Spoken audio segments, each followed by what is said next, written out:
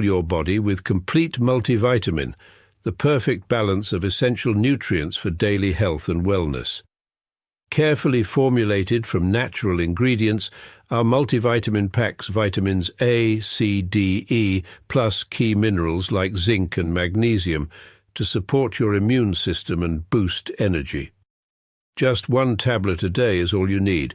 Take it with water and feel the difference as prescribed by your healthcare provider. Stay active, stay strong, stay ready with Complete Multivitamin, your daily dose of vitality. Complete Multivitamin, simple, powerful nutrition.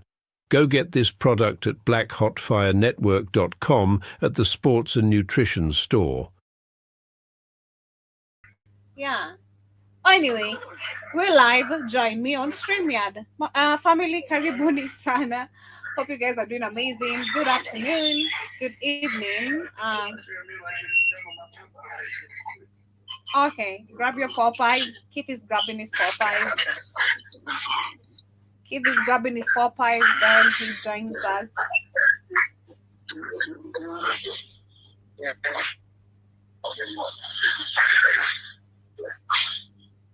You guys not using the thing? Oh, you guys want to? Okay. Everyone's up in front of you guys.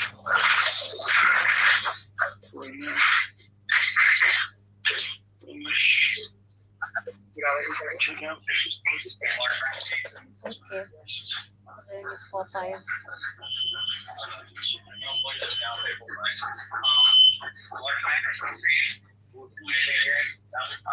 And then for me, it's gonna do sandwich. Anyway, yeah, he'll be joining us in a few. Karibuni sana, good evening. I was just on a call with Keith. We're talking about the conversations we're having earlier on the reaction time and literally much more. But anyway, good afternoon from you guys, and it is exactly 44 minutes past 8 p.m. Quite late for today's conversation, but it's been a busy day right here in the 254 for me. But I hope for you, wherever you are, you're enjoying your day. Welcome to another beautiful episode of the Africa Today show. Pardon my voice, I have a flu, literally a cold, so I hope I'm loud enough. I hope I'm clear enough as well. But today shall be talking about why do black people have to code switch, or why do black people like code switching, literally however you'd like to phrase it. And that conversation shall be backed, of course, by a video I was to discuss and share yesterday before Kit joined and interrupt us about Dr. Walton, and literally which we saw about his history, about his life, the foundation he had, and how he actually acquired his master's, his PhD in terms of Pan-Africanism, literally that is in the African history, and so much more. So I'll be going through that one more time for today, and of course that conversation shall be backing our topic for today. But shout out to Emil Karibu Sana, shout out to Jiba Jaba, shout out to K Williams. Hope you guys are doing amazing. Joby, I found your sister. I'll post. I saw you. I saw something like that. You alerted on the WhatsApp, but I didn't get time to view it. I've been literally very busy this evening. But I hope you guys are doing great. So let me just share that before we get there.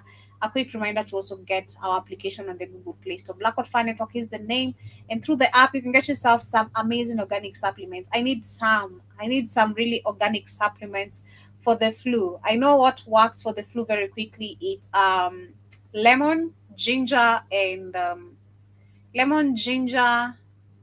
garlic, and also with a little bit of honey.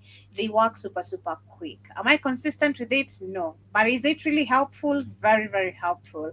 But yes, a quick reminder to get yourself a quick, amazing supplements that you can literally boost your health with. We say your health is your wealth, literally, because personally I'm feeling very shaky today, and I was even telling my friends today here that I don't feel like doing nothing. I don't feel like, especially in terms of physicality, moving, but I have to, because also when you put the body in a stagnant place, you always become very weak. So yeah, flexibility is very much needed. But lemon, ginger, and garlic does put in the work in case you're suffering from cold or have any flu, literally. But anyway, let me share some amazing beetroot before we get into the conversation of the day.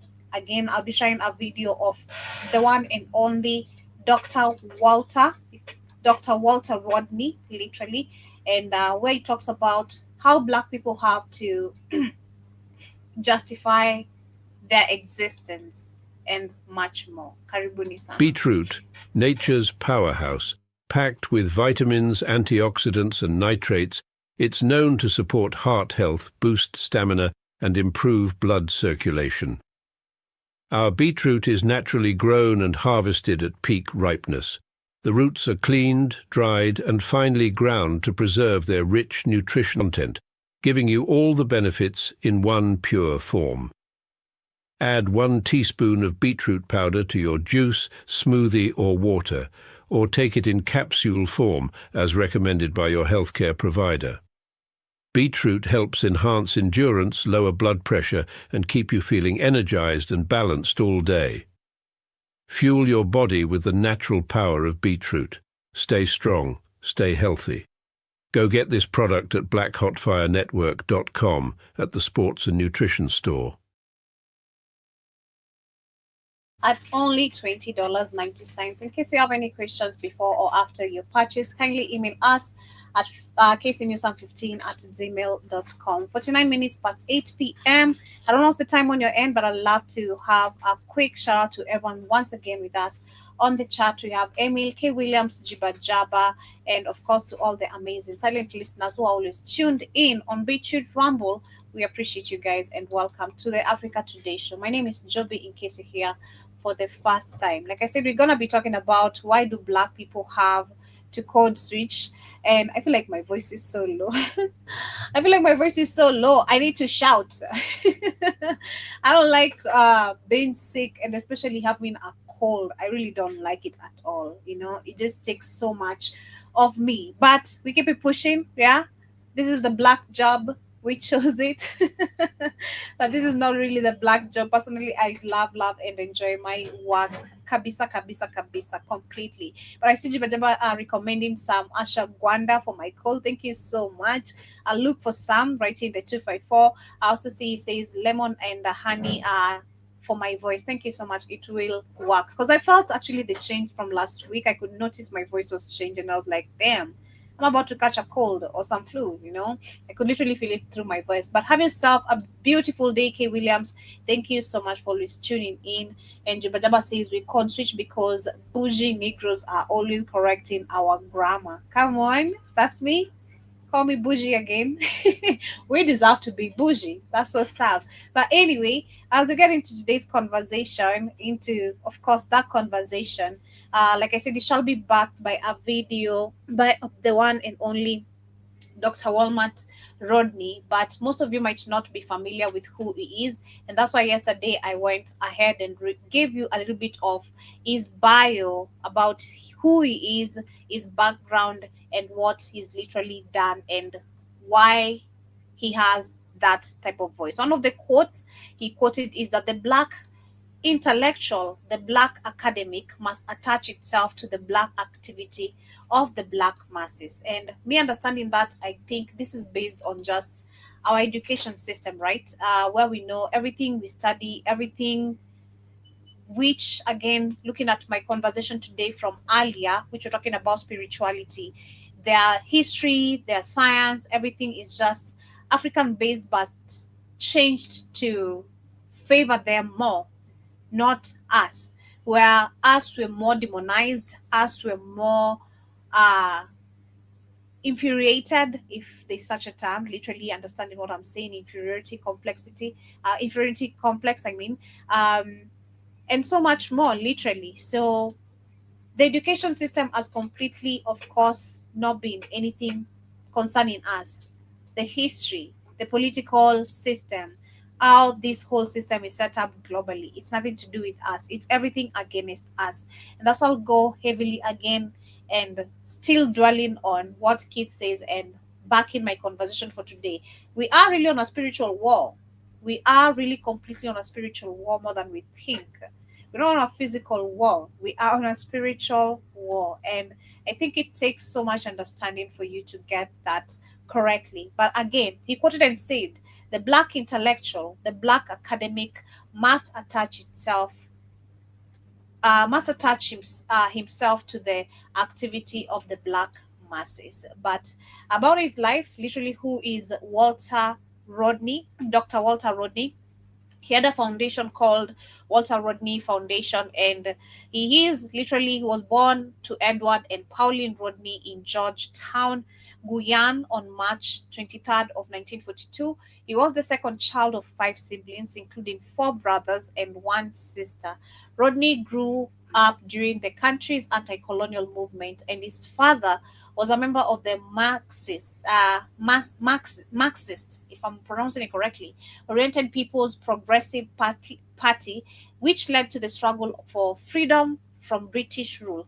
With this immersion into politics, Walter's interest in the struggles of working class began at a young age and continued with his involvement in debates and study groups throughout his student years. He developed into an intellectual and scholar, and he is recognized as one of the Caribbean's most brilliant minds. So from there, I should tell you where he comes from. Literally, born in Georgetown, Guyana, um, a second born of five siblings, including four brothers and one sister. And you can see where the father stood up in terms of politics as well, and which led to the struggle for freedom for British rule. And he became one of the most influential Caribbean, most brilliant. Also saying Rodney's academy record is filled with awards, open scholarships, and honors. He attended Queen's College, the premier boys' high school in Guyana, and in 1960, guaranteed first graduated. Sorry, in 1960, he graduated with the first English class. Can I mute you? You're on the wind. I've muted Keith. He's on the wind. I can't read. But anyway, yeah, in 1960, he graduated first in his class, winning an open scholarship to the University of the West Indies, which is the UWI. He pursued his uh, undergraduate studies at UWI Mona Campus in Jamaica, where he graduated with first class honors BA in history in 1963. This was when Kenya was attaining independence. Rodney then attended the prestigious School Oriental and African Studies, London University. He graduated with his PhD with honors in African history at the age of 24 years, and on the same day, he welcomed his firstborn, Shaka.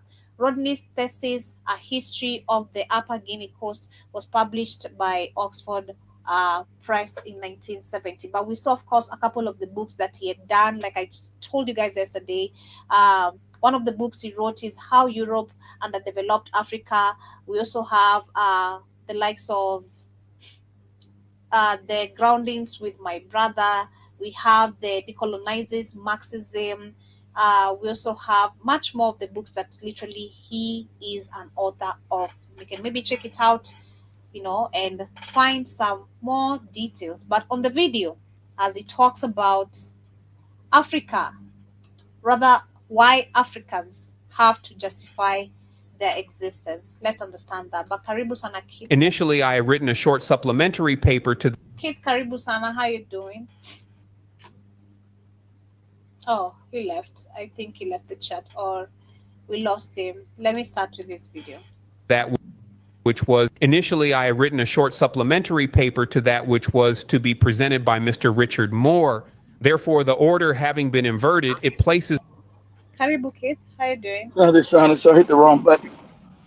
Let me mute my mic. But anyway, I was breathing hard because I ran back in to get my damn French fries out. My Cajun fries. Yeah. Puts me in a rather tricky position. Yeah, so this is Dr. Walter Rodney. I was just reading about Oh, yeah, okay, yeah, Rodney. This Yeah. the gentleman that wrote African Be Underdeveloped. As soon as Yeah. you wrote that book, He ended up dying like in a plane crash or some shit happened to him.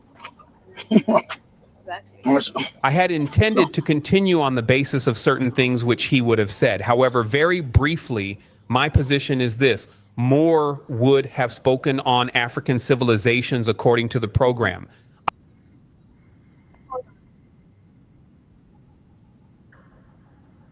Not normally we lost fall Joby. under the rubric of civilization.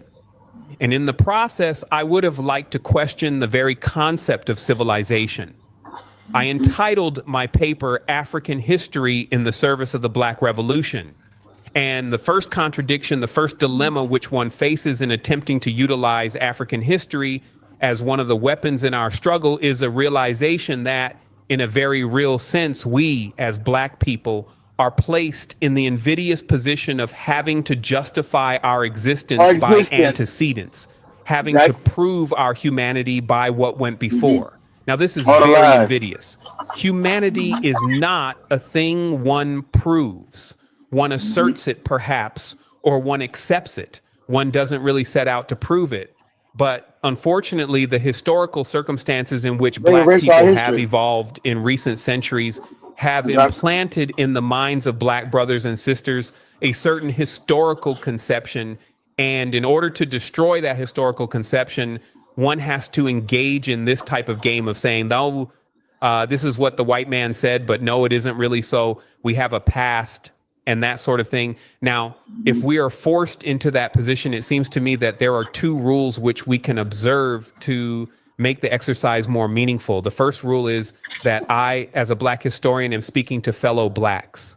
Now, that means that as far as the white audience is concerned here and in the world at large, they are perfectly entitled to listen, but I am not engaged in the game which they set up, by which they say to me, you prove, Black, that you're a man.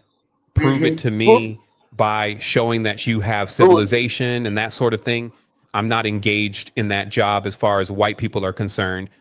I am engaged with, I must address myself solely to Black brothers to the extent that they have been involved and destroyed in a process we are seeking to recreate. And furthermore, as I said, it's in the service of Black revolution. Those whites, those few whites who may join the Black revolution will certainly do so for reasons which are far more profound than their knowledge or acquaintance with African history. So that's another reason why we don't need to address ourselves to them. The second rule is that African history must be seen as very intimately linked to the contemporary struggle of Black people. One must not set up any false distinctions between reflection and action. We are just another facet of the ongoing revolution. This is not a theory. It is a fact that Black people everywhere in Africa and in the Western world are already on the march. So nobody who wants to be relevant to that situation can afford to withdraw and decide that he is engaging in what is essentially an intellectual exercise. The African historian, to me, is essentially involved in a process of mobilization, just like any other individual within the society who says, I'm for Black power. I'm going to talk about the way the Blacks live down in the South, etc. That's a facet of mobilization. The African historian is also involved in that mobilization. Now, having said that, I would like to illustrate the ways in which, in fact, if there's to be any proving of our humanity, it will have to be done with three examples. The first is Cuba. Cuba has proven very concretely that the way of asserting that humanity is by revolutionary struggle. And when I say it has proven that, it has proven it to the Black people in Cuba. Now, this is a question with which even Black brothers outside of Cuba are not very familiar. And so the position was and is for the Black people of Cuba. They started, like everybody else in the West, as slaves. They existed as slaves longer than any other group except the Brazilians, well into the 1880s. And subsequent to slavery, they became involved very rapidly in the new imperialist relationship with the United States. And this hardened the existing prejudice of Spanish slave and Spanish colonial society. There is a very useful book recently published by Esteban Montego, a Cuban slave who was a runaway and who reflects on his life in this period and gives some insights into the type of pressures which faced the black man in Cuba after slavery. Now, with the intensification of economic and political activity by the United States and Cuba and the importation of Florida-type qualities, a black man in Cuba was just dirt. I mean, it was the South, it was apartheid. If you, the black man, were seen in a certain part of Havana after a certain hour, you were liable to be shot, guilty of being black, you see. So that the black situation in Cuba was as bad as any other sector that we can point to. But within the process of revolutionary... If you're black, third part of town, Zimbabwe, South Africa, you were shot. Good. Struggle first as slaves because they were the first revolutionaries. We black people were the first revolutionaries, the first guerrilla fighters in this part of the world, this hemisphere. And then as freed men, the black people struggled in Cuba. They struggled, of course, alongside white people who had a vested interest in struggle, white people who wanted to break the imperialist bonds. Not white liberals who are enjoying the luxuries of capitalism and give us some platitudes about behaving in the right way and so on. White people involved in struggle. It's a completely different conception of white from the metropolitan white who, whatever category he falls into, is objectively involved in our oppression and our suppression. Every white person in this room is objectively involved in the oppression of black people so long as they live in a metropolitan center, because the metropolitan center is dominating colonial black people. It is as simple as that. Anyway, in Cuba, that's not a position. Whites fought against the system. And in that process, the black people could be genuinely emancipated. Now, in Cuba today, barriers to entering certain buildings, certain eating houses, and that sort of thing completely disappeared. Juan Almeida, one of the members of the Politburo of the Cuban Communist Party, is a black man who was involved in the struggle from the time of the Sierra Maestra with Fidel Castro. And the position of the black people is such, not only socially and politically emancipated, but moving in a direction of reasserting their culture, the Afro-Cuban culture, of getting official encouragement to assert that culture, so that we find in Cuba today more genuine interest in the African Revolution, more interest in the African plastic arts and in African drama than there exists in Jamaica, which is a place 95% black, because the black people of Jamaica are still involved in and are dominated under imperialist relations. So that is Cuba. Those are Joby people. The black Jamaicans were bootlegs. That's what he's called them. He's being nice. Called Jamaicans bootlegs. That's what he's called. And that is Jamaica. Now, it means that for my people, for the African we were all colonized. Come on. Historian in Cuba, he can go ahead and research and talk about African history in a new social context. But for anybody in Jamaica, he can't seriously talk about history divorced from revolutionary struggle. He isn't serious if he's doing that. You can't say that African history will proceed as normal. We'll just teach it in the curriculum and that will be fine. Let imperialism proceed. In any event, the system doesn't even want you to do a simple thing like teaching African history.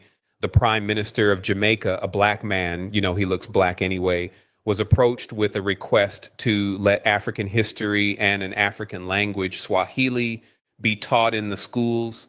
And he said, you know, we can't have any of that. He gave some reason, a curious reason, something about there being so many different races in Jamaica. Very curious. I mean, 95% of the people are black, but he can't teach an African language. They teach Latin, French, Spanish, and everything else. A lot of different reasons don't seem to come into that, but it shows that the colonial structure is itself aware of the fact you can't separate a new conception of self, which should spring from historical investigation with a new actuality, from the revolutionary process to change the situation that presently exists. So that for the Jamaican, the system makes it impossible for him to come to this new awareness of himself because Exactly. it doesn't want him said, to be involved. They said Jamaican, let's teach Swahili. Oh, absolutely not. The white man don't want us to teach none of that. Absolutely not. Why are you teaching French? French didn't colonize you. You was an English colony. Yeah, but that's what white people teach French and Latin and Spanish. White people shit. English, European. But what about an African language? What about Swahili? Oh, absolutely not, Negro. So I didn't even know they came curriculum to Jamaica to teach Swahili. But I always knew that they said no. In a revolutionary process. For any historian who seeks to You would reconstruct the have African heard that goofy reggae in Swahili. That's true. past, to reconstruct the past of Black peoples in this continent in such a context, he cannot say that the revolution will wait until people are re-educated and that re-education reaches an advanced stage, because he isn't even allowed to engage in that process of re-education. Consequently, the revolution is with us already. The history will have to be subsidiary to that. It will have to come during and after the revolutionary process. In other words, the Jamaican freedom fighter will have to be a man who will, perhaps in his spare time, read some African history. You know, Che Guevara said the guerrilla should always carry something worthwhile in his knapsack. So the guerrilla fighter, the freedom fighter in Jamaica, would read some African history, but he isn't waiting on that to move. He has to move, because the only way that he can establish a relationship with his own past is, in fact, by breaking the present bonds which restrict and constrain us. In the United States, and this will presumably apply in Canada also, the situation is rather different. In the United States, the national bourgeoisie is powerful, the most powerful national bourgeois group in the world. They talking about the boule. Pause that, Joby. They talking about the boule. You're saying the black boule are most different. I agree with that. One of the most powerful black Negroes on the planet. I agree with that. The black handkerchief head boule in America. I agree exactly with that. More power than any African puppet, anybody. They're the most powerful boot-licking handkerchief head gatekeeping Negroes on the planet. I agree. Go ahead. Most powerful national bourgeois group in the history of the world, because there won't be any more powerful group after the US. You know, that sort of thing is coming to an end. Anyway, this national bourgeoisie, they have the confidence which comes from their wealth. The Jamaican petty bourgeoisie is a comprador class, the neo-colonialist class. They don't have any confidence because they don't have any capital. They know they exist on handouts from the metropolitan system, so they are very shaky and very uncertain of themselves. And they will even stop you from, as I said, studying African history. But the U.S. bourgeoisie is employing a different tactic. But the brothers and sisters, and here I am addressing myself particularly to the brothers who have come up from the United States, will have to be aware of the gambit, which is in fact already being utilized with respect to African history and culture. And that is this: the national bourgeoisie in the United States appears to be giving a concession. They are saying, okay, fine, you go ahead and study African history and African culture, and they will give you so much African history and culture that you just have time for nothing else.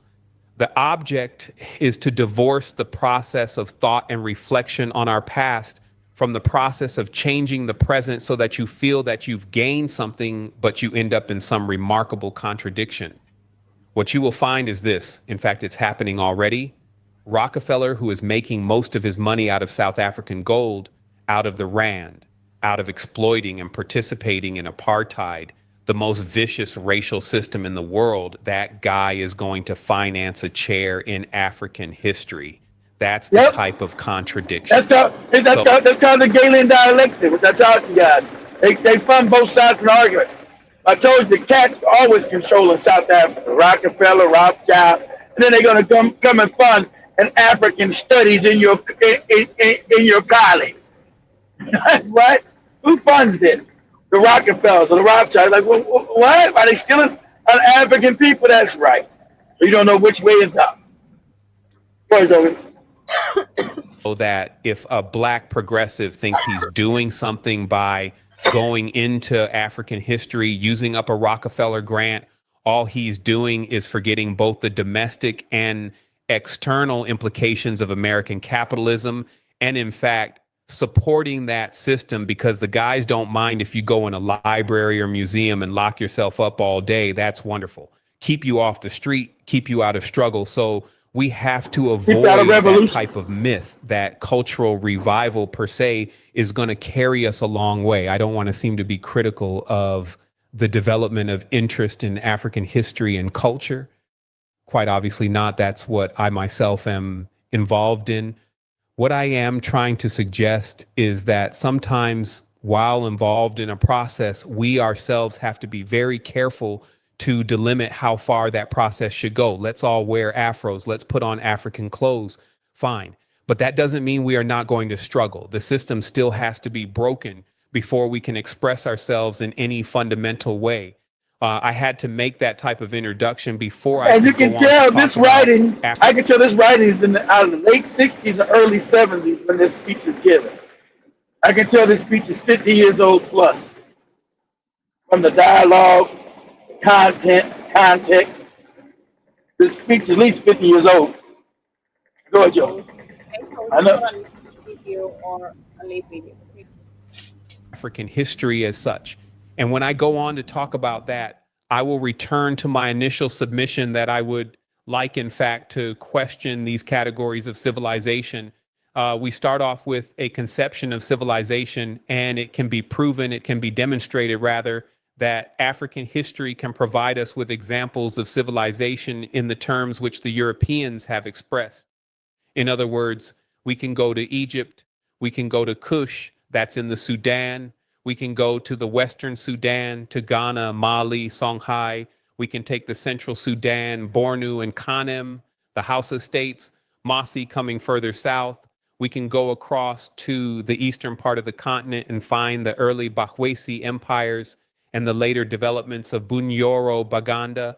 We can go further south into Central Africa, the Luba Lunda kingdoms. We can take the development in southern Bantu in the 18th and 19th century, in the Shona sections in the center and over in the far east. That's the Zulu rising.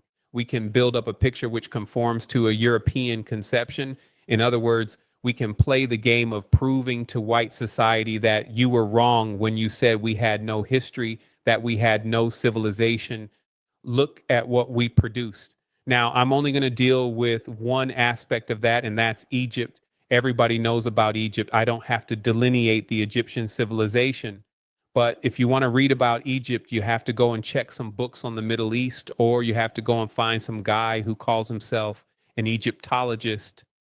You never find any assessment of Egyptian culture, any serious assessment within the African continent. Not never. Of late, it is changing, but the traditional approach, the years of study of Egypt have taken place in a context of the Middle East, Mesopotamia, background to European culture, that sort of thing. Africa just doesn't come in.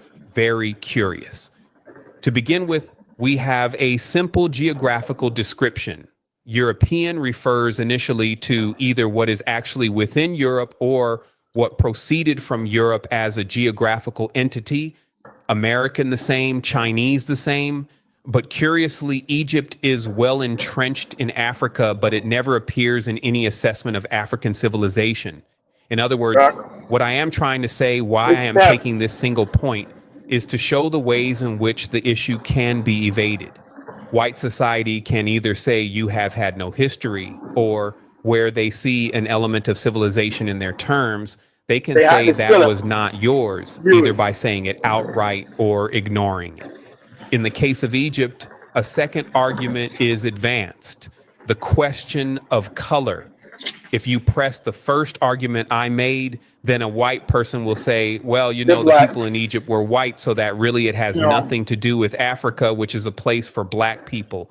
Yeah. In that sense, one will have to go back. See, remember, that's when they were still doing that fake argument of white people. They knew it was, Egypt was always considered African, even when the Arabs got it, until they started stealing shit out of there with Napoleon. And so they couldn't juxtapose that these people that built all this amazing shit were now their slaves. So they just, like they do everything, obfuscate it and start lying Oh, these are white people. No white statues, no white people nowhere. And they keep trying to like change the color on the damn pyramids to look like they have black, right? Highly mulattoes or something. But we know now without shadow of doubt because of DNA evidence now. They have it. And these are Africans. They try to say, oh, look at that red hair. We know because of the oxidizing of hair in a mummy turns the hair from black to red. The scientific evidence, we know these are all black people. All the mummies, all blacks. All of them. Except for when Kemet fell to the damn Greeks, you get these fake religions, right? Christianity and Islam, Insanity, these other people. But for all the greatness of Kemet, it was only black, all black people. Black people developed it, built it, created, because it was all spiritual. Anybody, all these people want to claim to be Egyptians, ancient Kemetians, and they ain't got a spiritual bone in their body. If it came from you, and you supposedly the ancient Kemet, you fucking white Egyptian, why you wrap up in all these clothing, all this Arab shit? Kemetians did it, Africans didn't wrap up in all that shit. We were children of the sun, they knew the sun energizes, so they wore little to no clothes. That's why you see all the statues, they're into little or to no clothes. They didn't wrap up in that dark. You got to wrap up in it because the sun does not favor you. You get skin cancer. The ancient Kemetians get no skin cancer. Everything you try to take and claim as yours is absolutely absurd because Kemet was a spiritual place. The country was based in spirituality, which none of you people have never obtained, nothing. So that's why when you guys try to go in there and steal it, you could never explain what none of it was. And then we say, oh, this is a dead language. The language that everybody you went to South Sudan and Nigeria, someplace, they still understood the hieroglyphs because there were no borders. This is one big culture coming out of South and West Africa. Okay? So while you couldn't understand, oh, we translated the hieroglyph, the Africans could still speak the shit. You know why? Because it's their language. They created it. That's why when you went to Mali, the Dogon could still speak it. That's why everybody's laughing. Oh, it's Bunge and the French deciphered using the Roswell stone to decipher the hieroglyphs. Well, decipher for who? For you? Because the Africans still understood it. Today, the Dogon of Mali still speak Egyptian hieroglyphs. You know why? Because they're the same people. When all the invasions came, they just moved further west over to Mali. All the Africans left Kemet as it kept getting invaded and moved further south. Some stayed in Kenya. Some went all the way down to South Africa, everywhere. Ancient Kemet is everywhere in Africa. Go ahead, Joby. And try to determine what was the racial composition of dynastic Egypt. And as far as we can tell, the Egyptians represented themselves as red or copper colored, as distinct from lighter skinned white peoples living outside of Egypt, and as distinct from darker skinned black people. No, they didn't. They said they were black. They were the root. They didn't distinguish them from the black brothers. They knew that their civilization came from the south, comes out of the Congo, the southern part of Africa as it moves up. They know that. So no. So you late. You old. You know all the stuff you're saying yet. They know that they came from the Congo and moved up the Nile. And a bunch of other Africans came together to create Kemet, right? So we know Kush, which is Sudan, and Kemet were one family at one time. The Kush Kemet Empire. They didn't know that. They didn't call themselves red. They call themselves black people. It's called Kemet. Kemet means black land. They said, oh, that's the soil. The soil ain't even black. They meant black people. So they knew who they were. They named the country after themselves. We never called no goddamn Egypt. That's what the Greeks renamed it to. Trying to bastardize Kemet. Egypt still means black. If you go back and look at the etymology of the word, what they call themselves, Kemet, land of black people. The white people tried when they meant the black soil. They ain't named their country as no fucking soil. Created names after themselves. See, this white people that come back and steal your hits, and these invaders that are in there today, they don't know shit about no ancient African science. None of that shit they know about. It's all foreign to their ass. And when you go up there, it's all vandalized. There's trash everywhere. I'm gonna break your heart. They might be the Kemet. No, I'm telling the truth. Egypt, because it's not them. The people are not them. It's about vandalism every fucking where. You find goddamn trash thrown all over the fucking place. Everybody begging you can't just be left alone, begging you. Trying to look at the damn glory of ancient black people. You got these Arab kids and shit begging. Get away from me, goddammit. See, I'm fucking trying to do something. 5 seconds, gimme, gimme, gimme, gimme, gimme, gimme, gimme, gimme. That's all you hear. Gimme, gimme, gimme, gimme, gimme, gimme, gimme, gimme, gimme, gimme, gimme, gimme. Like, God damn, try to get somebody something. I gotta be like Joby back in the day with the street kids. Gimme, gimme, gimme, gimme, gimme, gimme, gimme. All right, go away. Shit. Let me see something. So, shit is vandalized. They know nothing about it. And it's trash every fucking where. See, some of you will see, they never have trash around them, that Muslim shit. Them mosques, them goopy mosques, they shit. They ain't never trashed. You go to Egypt, our shit is trash because they know it's not them. They know it's not them. You know, that's all graffiti and trash every fucking where. Go ahead, Joey.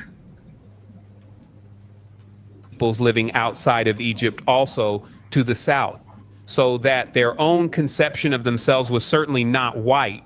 Furthermore, the whole history of Egypt is one of southward expansion and of contacts, sometimes not very pleasant contacts, in the form of slave raids with the South.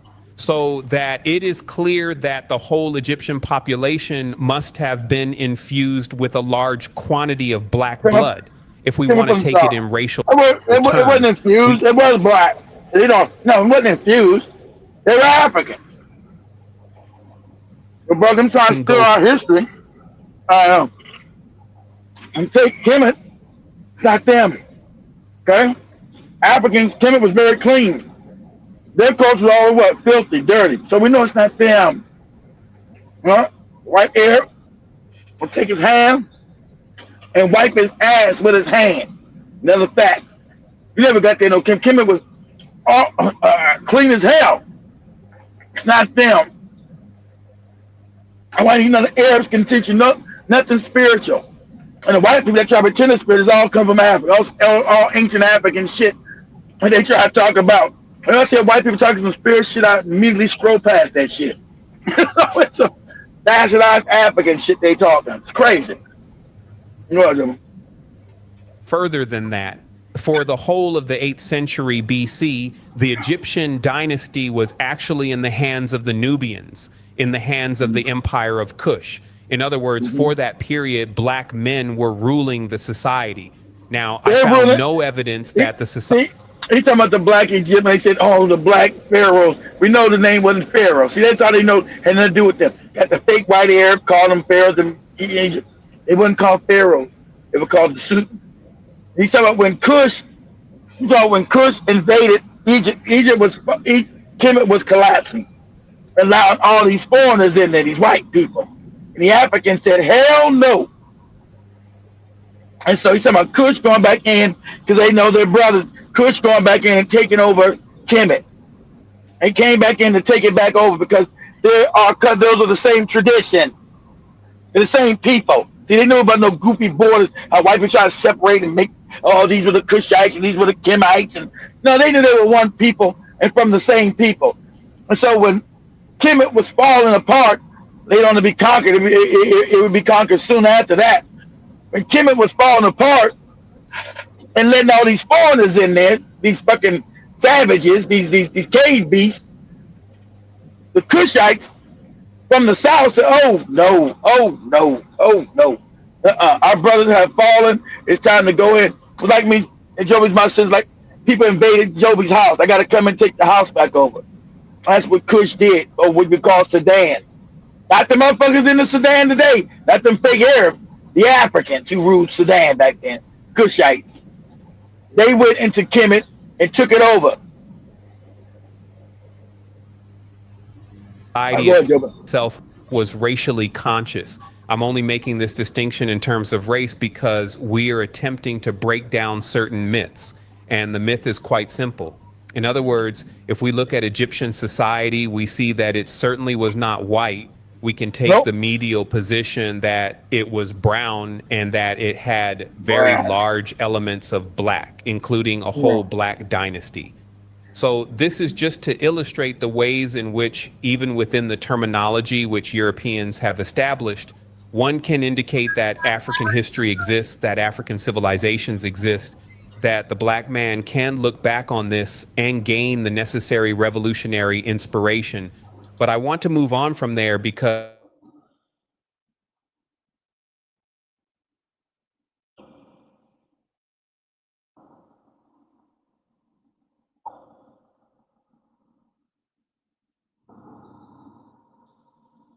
Let me say something, Joe. I don't know if Joe was lost or what, but yesterday's show got blocked, of course. And that's why you gotta have our app because it takes you to our Rumble page, a network page, our BitChute page, because they don't block them over there. So if anybody wanted to follow and watch yesterday's show, go to our app and it'll take you to our other social media platforms like BitChute and Rumble. And you can rewatch that show. I kind of knew that show was gonna get blocked.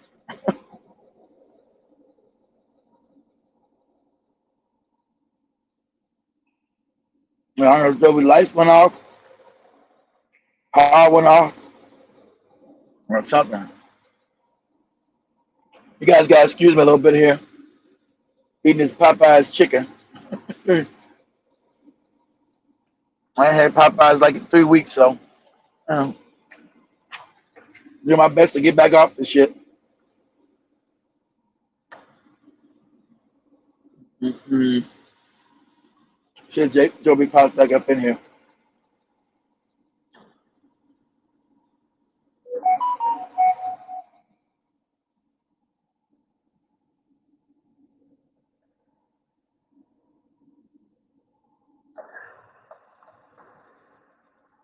Read you guys' comments. I'm stuck.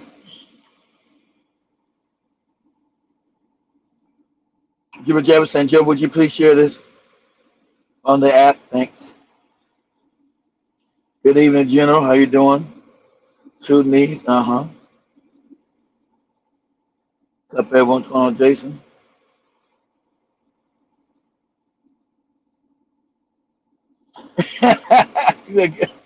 You both sound ignorant, Jibber Jabber. Jibber Jabber goes on to say, an old white woman told me I don't sound the way I look.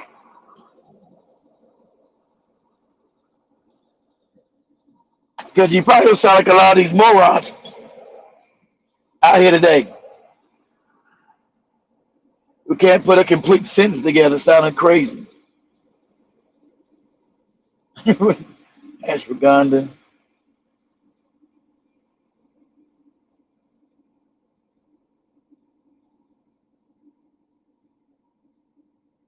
That's true. We can't code switch because Boule Negroes are always correcting our ground.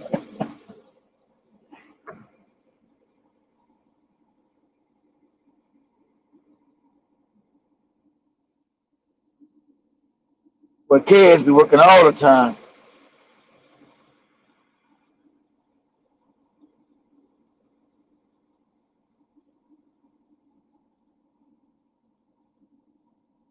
You probably did. You might have found Joby Sister. She's on TikTok.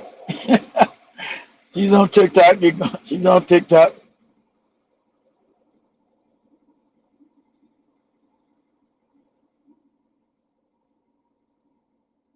Oh, then okay. Radio station down. Then it means.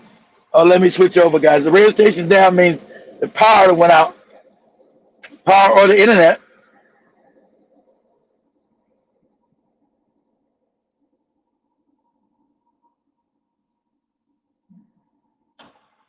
Let me switch over to the internet. Let me switch over to the radio station. I'm not gonna be on it though, but I'm not at the house. I mean, the mosquito already know where to go to. So, his internet's gone down. Let me switch over station. People on the internet and the other platforms. I got dead air playing. In a second.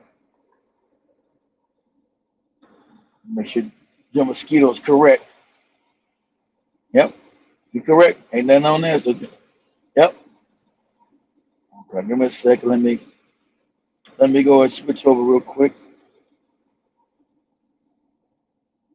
Oh, there go Joby right there. I just had to pop back in.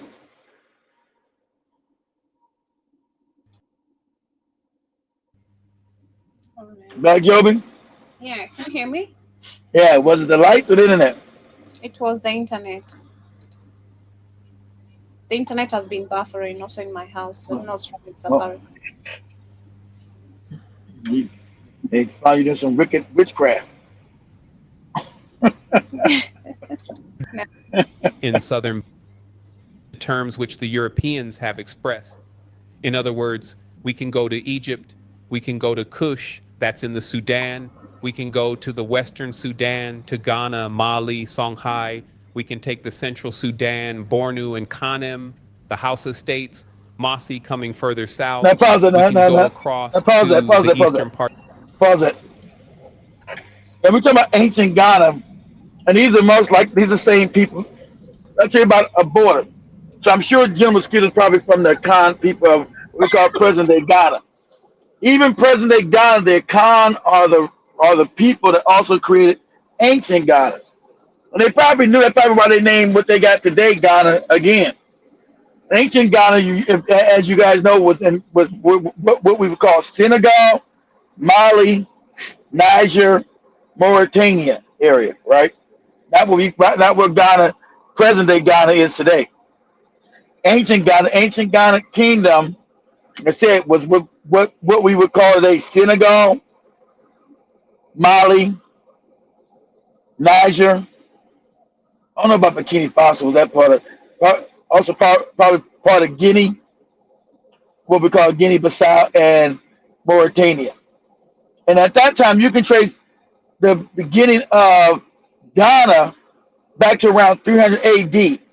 And we're talking about an advanced civilization, advanced society. See, we always just talk about Mali because of Mansa Musa. But we always forget that before Mansa Musa, the richest people in the world were called the Ghanaians.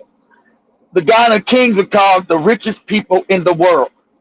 See, that's never taught because remember, they got the same gold mine.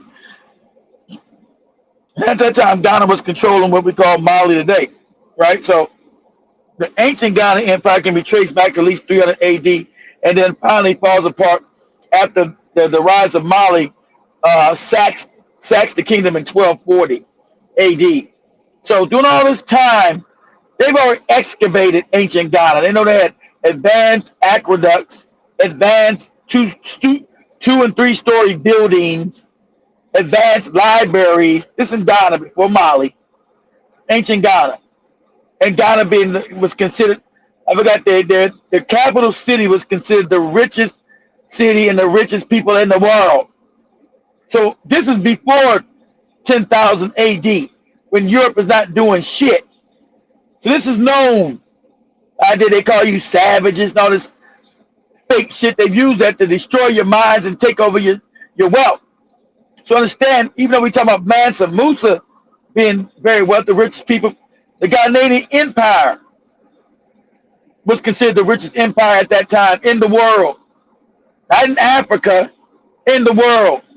Considered the most learned people in the world. And remember, this is during a time also when the Moors were up and also in Spain, right? And it was partly because of the Moors that Almoravians or what do you pronounce the Arab name? Almoravians. Because they remember Islam started coming in, and Ghana was practicing ancient African science and did not want to change to no Islam. And so, but sadly enough, within their kingdom, people were being converted to this Islamic religion and were becoming fanatics. And so that's what took down the ancient kingdom of Ghana, the goddamn Islam bullshit. and Ghana's refusal to accept it as the state's religion. And so its own people started converting to that religion and fighting against Ghana.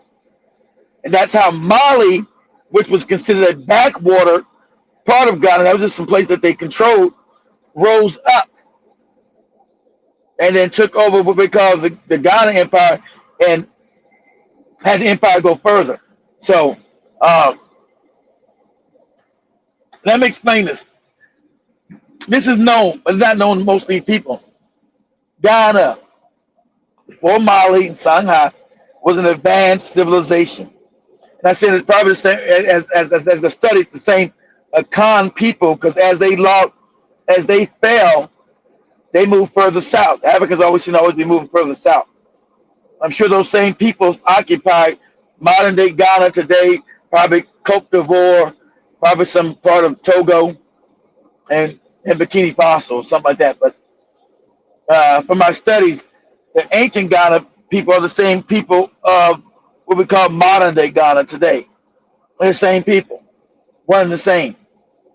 So that's probably why they decided to name the Gold Coast Ghana again, because that was part of their history. If you go back, because I always say, oh, modern day Ghana had nothing to do with ancient Ghana. Somewhat that's true, but those are the same people. See, there wasn't no borders in Africa, all these fake borders. So, but a lot of the same people who created that ancient empire of Ghana, going back 300 AD, are some of the same people that are in Ghana today. Some of those same remnants are those same people. So clearly, now they're asking us to prove that we're civilized and prove we're human beings. Absolutely crazy. When Ghana was the richest society in the world, Europe was backwards, shitting on themselves, in the dark, in filth, having plagues, couldn't read, couldn't write, couldn't count, and everything's been flipped on its head. Absolutely crazy. And I don't think you can go to Google and find anything about ancient Ghana, because it'd be lies. Just like that Charlie Kirk shit. Everything about Charlie Kirk has been hitting on Google now. It's crazy. Everybody knows it's a psyop. I don't know if you can even go back on and Google and ask what are the attributes of ancient Ghana, or go to some encyclopedia, because all that's been erased. Because as African people wake up, they got to keep you in a condition of worshiping lesser people and to think you came from nothing. When you come from the beginning of all civilization, Africans do. And so Ghana, like I said, was an advanced civilization that lasted 1,000 years, 300 AD, roughly from 300 AD to 1240, when Mali sacked and took over the empire and made it big. It becomes the Mali Empire, and that's when you get Mansa Musa. But before that, let me see. Do this real quick, Joby. You there? Mm-hmm. Sit down. Yeah. Look this up. Let's see if Google would admit this. Say we're the kings of ancient, not today's Ghana, but the kings of the ancient Ghanaian Empire. Some of the richest people on the planet at that time. They were considered the richest people on the planet, and the cities were considered the most. That's where the real bling, Joe calls the bling. Mm-hmm. Everybody dressed in bling. Everybody was wealthy. Go ahead, Joe. What you say? Before I read that, I had to ask Google, did Ghana have ancient civilization? They're saying that yes, the area that is now Ghana was part of the ancient civilization, though the famous ancient Ghana Empire was located further northwest. North. Yeah, that's what I'm saying, Joey. Ghana today is not. I said that's what I said. Ancient Ghana, not Ghana today. Yeah. Ghana today is not the Ghana from ancient Ghana. Yeah. Then on that question, they're saying that yes, the kings of ancient Ghana were among the richest in the world due to their control over the trans-Sahara trade of gold and salt. They taxed good. So you never even knew this when you think about, you say Mali, which came later. The Africans were still told you've always been wealthy. You've always been the wealthiest people on the planet. So they don't never teach you none of this. I had to go back and learn this by accident years ago, like 25 years ago. But because I know them between ancient Ghana, like you show Ghana and ancient Ghana, which is completely different. Because ancient Ghana would, like I said, I just said, ancient Ghana would be where Senegal is at today. Ancient Ghana would be with Guinea, where Mali, Burkina Faso, Niger. That would be ancient Ghana and Mauritania. That's ancient Ghana, not Ghana today. But I also threw my stuff out that a lot of those people who created ancient Ghana, instead of becoming part of the Mali Empire, they left. Africans traveled, guys. They didn't have no borders. So a lot of those people, when that civilization fell, got conquered by Mali, they left and went further south. And I found that some of those people that were in ancient Ghana are the same people that are now today in modern day Ghana. Not all of them, but a lot of them ended up there. They're Khan people. Ancient Ghana was full of the Khan people, which is known what they be in Ghana. Also, a lot of Black Americans come from Akan people and Mandinka, which is the Mali Empire. So these empires are you as slaves. This is you.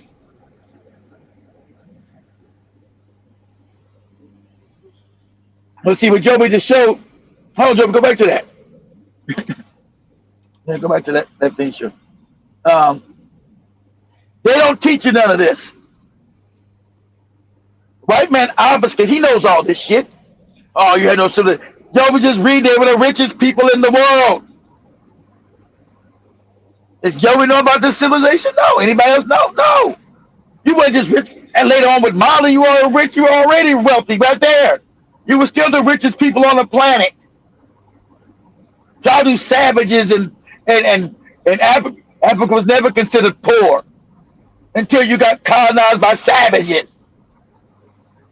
Africa's not a poor continent, so poor people could never come from the continent. You can't come from a place that's wealthy, especially when Africans controlled it. That's what we're talking about. What's the paradigm? Africa's wealthy, Africans are poor because they don't control the resources of Africa no more. So I wanted to at least show you this. I'm going to give you some of the tools, because I used to fight with white people and I break their backs. Because I know real history. They come in talking that crazy shit to me. I'm going to break your back. Talking about Africans never built, that Africans lived in huts and all this old crazy talk. Absolute lies. Africans were wealthy thousands of years ago. That Ghana started in 300 AD. This when Kemet was falling. So it was wealthy. You understand that? Wealthy as hell. Like Joey just read, they were teaching the wealthiest people on the planet. Not in Africa, on the planet. This is a civilization with high advanced everything. High advanced everything. Ghana had libraries. Ghana had just everything. They were talking about the cities of Ghana were just magnificent, right? But when the white men came in and invaded you, they tore all your shit down and buried a lot of shit. Because they wanted to make a false narrative of you being savages, never created civilization. About you, we got this man got to defend his humanity, defend whether you ever had civilization. I don't got to defend that. Because I know the history of Africa, and I'll break your back. He didn't know all this. I know all this shit. Just from years of reading shit and analyzing and cross-referencing. Make sure I just wasn't reading no crazy Afrocentric shit, could have been a lie. But the Africans have always been wealthy. Only now that you're poor and going across, and it said Africans going across the Mediterranean and fucked up boats and all kind of shit. And let me tell you something too. The white Arab did try to take over Ghana and push that Islam, but they kept getting defeated. It wasn't until Mali rose up and the other black Africans who had converted to Islam destroyed the empire of Ghana. But the white Arab did try to get to Ghana and subjugate and turn people in slavery. But the kings were too powerful. Every time the white Arab showed up there, Ghana would defeat their ass and kill them. It's nothing they'll tell you. That's why they never got Ghana was never an Arabized civilization, an Arabized kingdom. It was African size. And I think the problem with Ghana did, because Africans are nice and kind, when that Islam shit couldn't conquer them, they allowed some of the people to practice that shit amongst them. And that, the Africans not knowing, hey, this shit might take over us one day, and it did. You should have said, not in my house will you bring this fake ass shit up in here. Not in my house. Go back to the white Arab countries. And that was, at that time, wasn't no white Arab countries in the north. All of Northern Africa was African. Take your ass to that fake Middle East when they started invading over there. Go over there. You're not bringing that bullshit up in here. And them allowing that bullshit in there, and then throughout the years it got stronger and stronger. That's what finally toppled the empire. Because they allowed it to sit in their kingdom unmolested. And they should have known it was going to be a threat later on. Because these white people are all about conquest, steal, and grip. Kill, steal, and shit. And that's the Africans being immature, irrational, and naive. I'd have wiped your ass out. Bringing that shit up in here.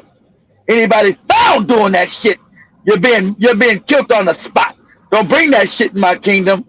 The Africans being tolerant and loving, they allowed that shit to come in, and eventually it took over, and that's what took Ghana down. That's what took it down. I'll wipe your motherfucking ass out.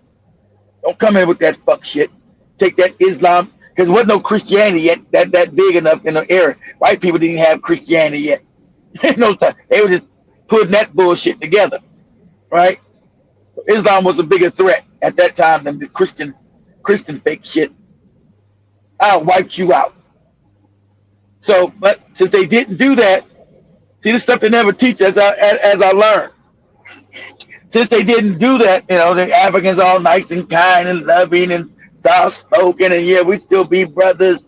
No, they allowed the Islam shit to become too big. And of course, Islam, like Christianity, you be this or you die. It's our religion. Ours the best religion. It's blah, blah, blah. Africans never lived like that.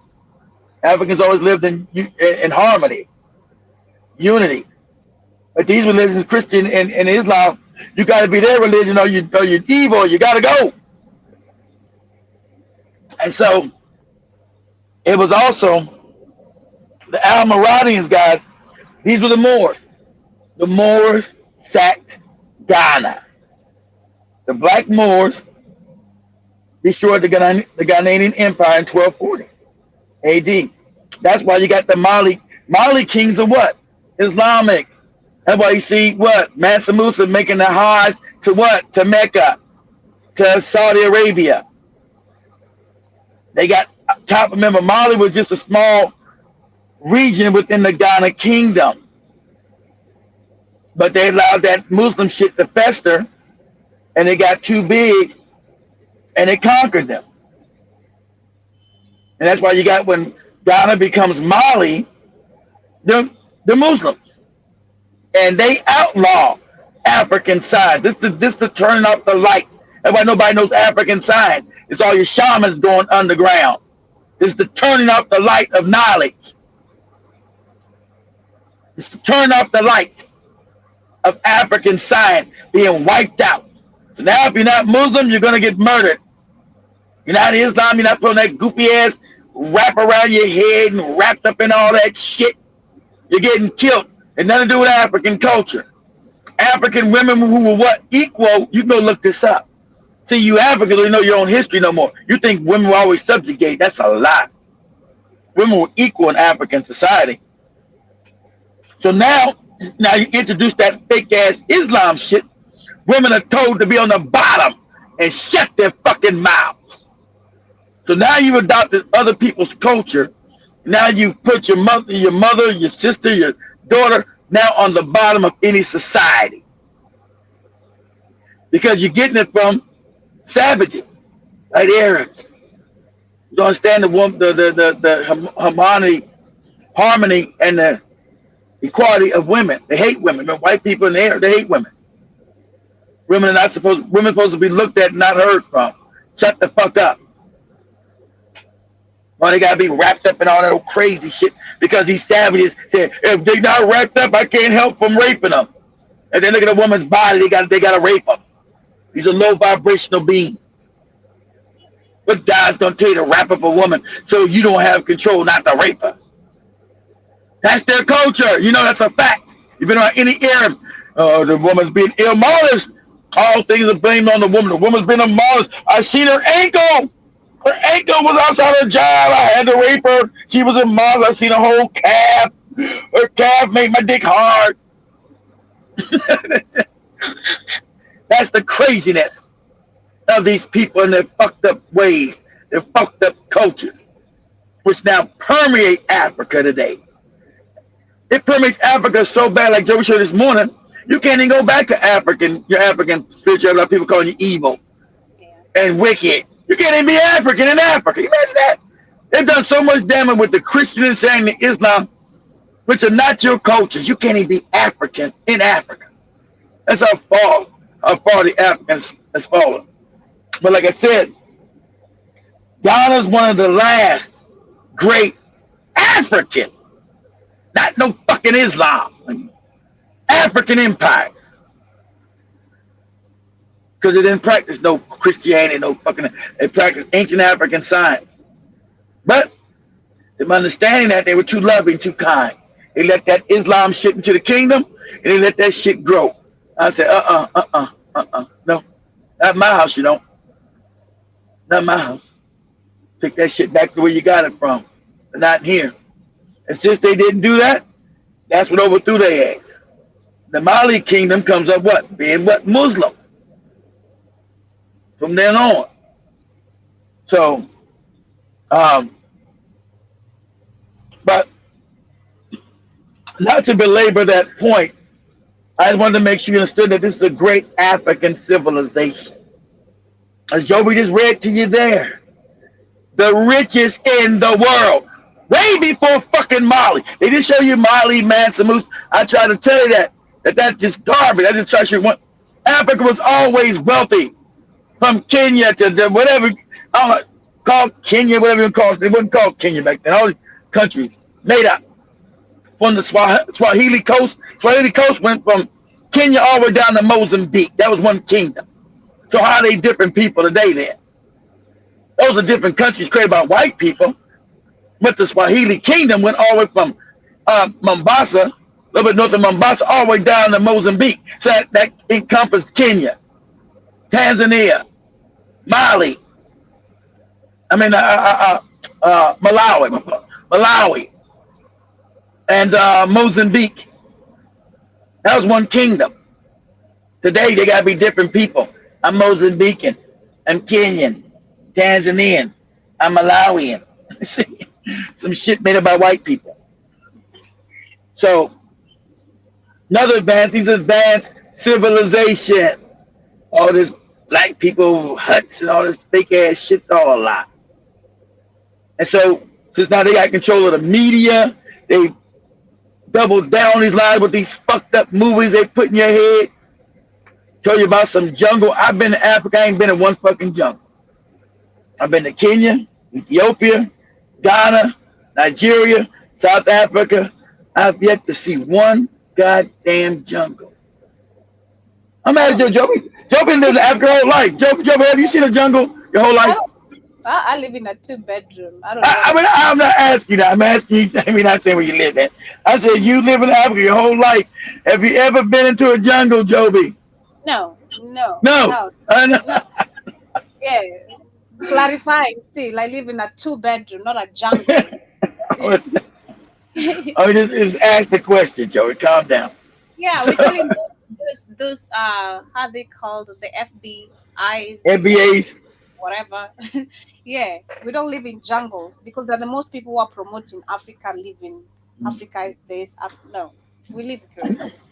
And they never been past their corner store. When you told this jungle shit, I laugh because I've been all throughout. I've yet to see one jungle yet. Because that's what they told me as a child. Oh, Africa in the jungle, and I've yet to see since you're living in Africa, Joe. So have you seen any jungles? No, No, no, no. no, no, no. I'm just asking for a friend, Joby. Nowhere. Part of the continent and find the early Bahwesi empires and the later developments of Bunyoro, Baganda. We can go further south into Central Africa, the Luba Lunda kingdoms. We can take the development in southern Bantu in the 18th and 19th century, in the Shona sections in the center and over in the Far East. That's the Zulu rising. We can build up a picture which conforms to a European conception. In other words, we can play the game of proving to white society that you were wrong when you said we had no history, that we had no civilization. Look World at history. what we produce. World civilization. Now, I'm only going to deal with one aspect of that, and that's Egypt. Wait, Everybody pause that. knows about Egypt. Pause that. Joby was all back to Egypt. Thing he's talking about. But let me say, Africans were called in the ancient time the sage race, and you consider the smartest people. Not only were you smart, you're the wealthiest people. Right? We prove that through Ghana, the wealthiest in the world. So, African people, you don't come from poverty. You've been put in poverty. Man, where you come from? You come from wealth, astronomical wealth. Because the Creator seen fit to put you on a continent with the most wealth. And it's always going to have the most wealth, always. Also. Yes. To begin with, we have a simple geographical description. European refers initially to either what is actually within Europe or what proceeded from Europe as a geographical entity. American the same, Chinese the same. But curiously, Egypt is well entrenched in Africa, but it never appears in any assessment of African civilization. In other words, what I am trying to say, why I am taking this single point, is to show the ways in which the issue can be evaded. White society can either say you have had no history, or where they see an element of civilization in their terms, they can say that was not yours, either by saying it outright or ignoring it. In the case of Egypt, a second argument is advanced, the question of color. If you press the first argument I made, then a white person will say, well, you know, the people in Egypt were white, so that really it has nothing to do with Africa, which is a place for black people. Ain't funny? In that, Pause that. Anyway. You know they couldn't name white people. Because that desert sun, they got to dress, they got to put clothes and shit on. But on the temples, you see people what? Without no shirt. Women with small skirts on. Tiny skirts. They be like, oh, tiny skirt. Right? So we know they couldn't even be out in the sun like that. See, the lies become just overwhelmingly crazy. You can't be in the sun like that. You died. You get skin cancer. The Egyptians couldn't have been you. You look, see the outfits they wear. They didn't dress up in all that crazy shit you got on now. Africans wore little to nothing because they knew because they were spiritual. They knew they got energized by the sun. And women wore short skirts. When nobody getting raped. Go look at the walls. Those are short skirts and no shirts on. How the fuck you gonna be white out there underneath that hot ass sun, fucking you up? Cause you know it ain't true. Or joking. since one will have to go back and try to determine what was the racial composition of dynastic Egypt. Black, and as far as we can tell, the Egyptians represented themselves as red or copper colored, as distinct from lighter skinned white peoples living outside of Egypt, and as distinct from darker skinned black peoples living outside of Egypt also to the south, so that their own conception of themselves was certainly not white.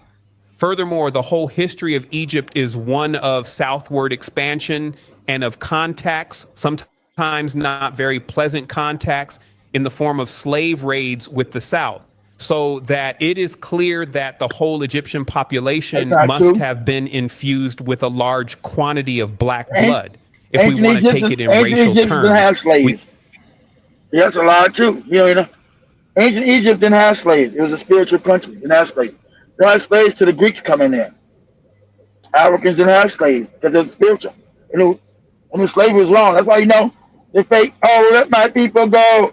It was slaves and it was Israeli slaves in Kemet. That's a lie. Proving there was a lie.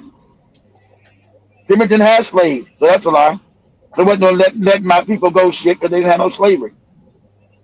Everybody worked in Kemet were paid. They paid in gold. It's all there. See, they kept meticulous records. Sorry, white man. Everybody built all that shit. All that shit was built. Those temples, they were paid. Paid craftsmen. Skilled craftsmen. Not slaves. Another fact. Go ahead, Jim. Can go further than that. For the whole of the 8th century BC, the Egyptian dynasty was actually in the hands of the Nubians, in the hands of the empire of Kush. In other words, for that period, black men were ruling the society. Now, I found no evidence that the society itself was racially conscious. I'm only making this distinction in terms of race because we are attempting to break down certain myths. And the myth is quite simple. In other words, if we look at Egyptian society, we see that it certainly was not white. We can take the medial position that it was brown and that it had very large elements of black, including a whole black dynasty. So this is just to illustrate the ways in which, even within the terminology which Europeans have established, one can indicate that African history exists, that African civilizations exist, that the black man can look back on this and gain the necessary revolutionary inspiration. But I want to move on from there because I don't feel that we should accept these. All right, Joe, good. I don't want him to do the whole long. He all day with this dude. We have these long ass damn documentaries. Hours long. Jesus Christ. Do you have another conversation? That's my question. This is the conversation. Yeah, we're talking. Do this for me, Joe. Go back. Go to YouTube real quick. Okay. Go to YouTube and write this in. Say, Black American from Georgia has been proven to be one of the descendants of Pharaoh Ramses. Georgia. No, don't say Georgia. Let me make it short. Say, Black American has been proven to be one of the descendants of Pharaoh Ramses. They didn't call him Pharaoh, that's what they call him now, Pharaoh Ramses. One in your goofy Bible was it, Ramses, my people, God said, let my people go, Ramses. Right there, Joe, look up. Huh? Has been proven to be. You did what? I didn't say proven. I said, Black American. He said, Black American man. Okay, yeah. Has proven to be a descendant of the Pharaoh Ramses, one of your goofy book that supposedly God cursed him. I told you he had 100 kids. In the goofy book, God has killed my son. Don't you got 99 more?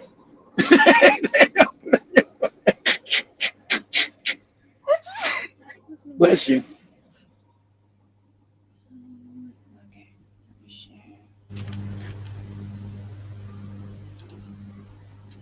That's how we traveled, guys, throughout Africa.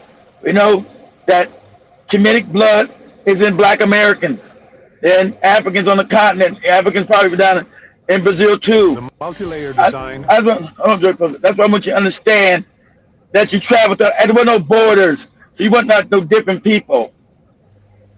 So when we say that, so white people laugh. Oh, you Black Americans think you're part of Egypt. We were part of Egypt, morons. The people when they start leaving Egypt, when all these invasions came, they went south, they went southwest, southeast. So we are the people. I knew this, but I didn't know DNA to tell me that. I think we know so much about this because it goes with our DNA ancestral knowledge, not yours. Why you don't know shit about it? Why you try to claim it? It's not in your DNA code. It's not your ancestral knowledge. That's in our blood, not yours. Go ahead, Joby. Protects the food product inside from light, oxygen, microorganisms. for up to a year so that it can be distributed without Ain't refrigeration, this a commercial? without What's this? preservative. Yeah, these are commercials. It's a minute. You don't skip that crazy shit. I can't skip it. That's the rule. Oh, okay.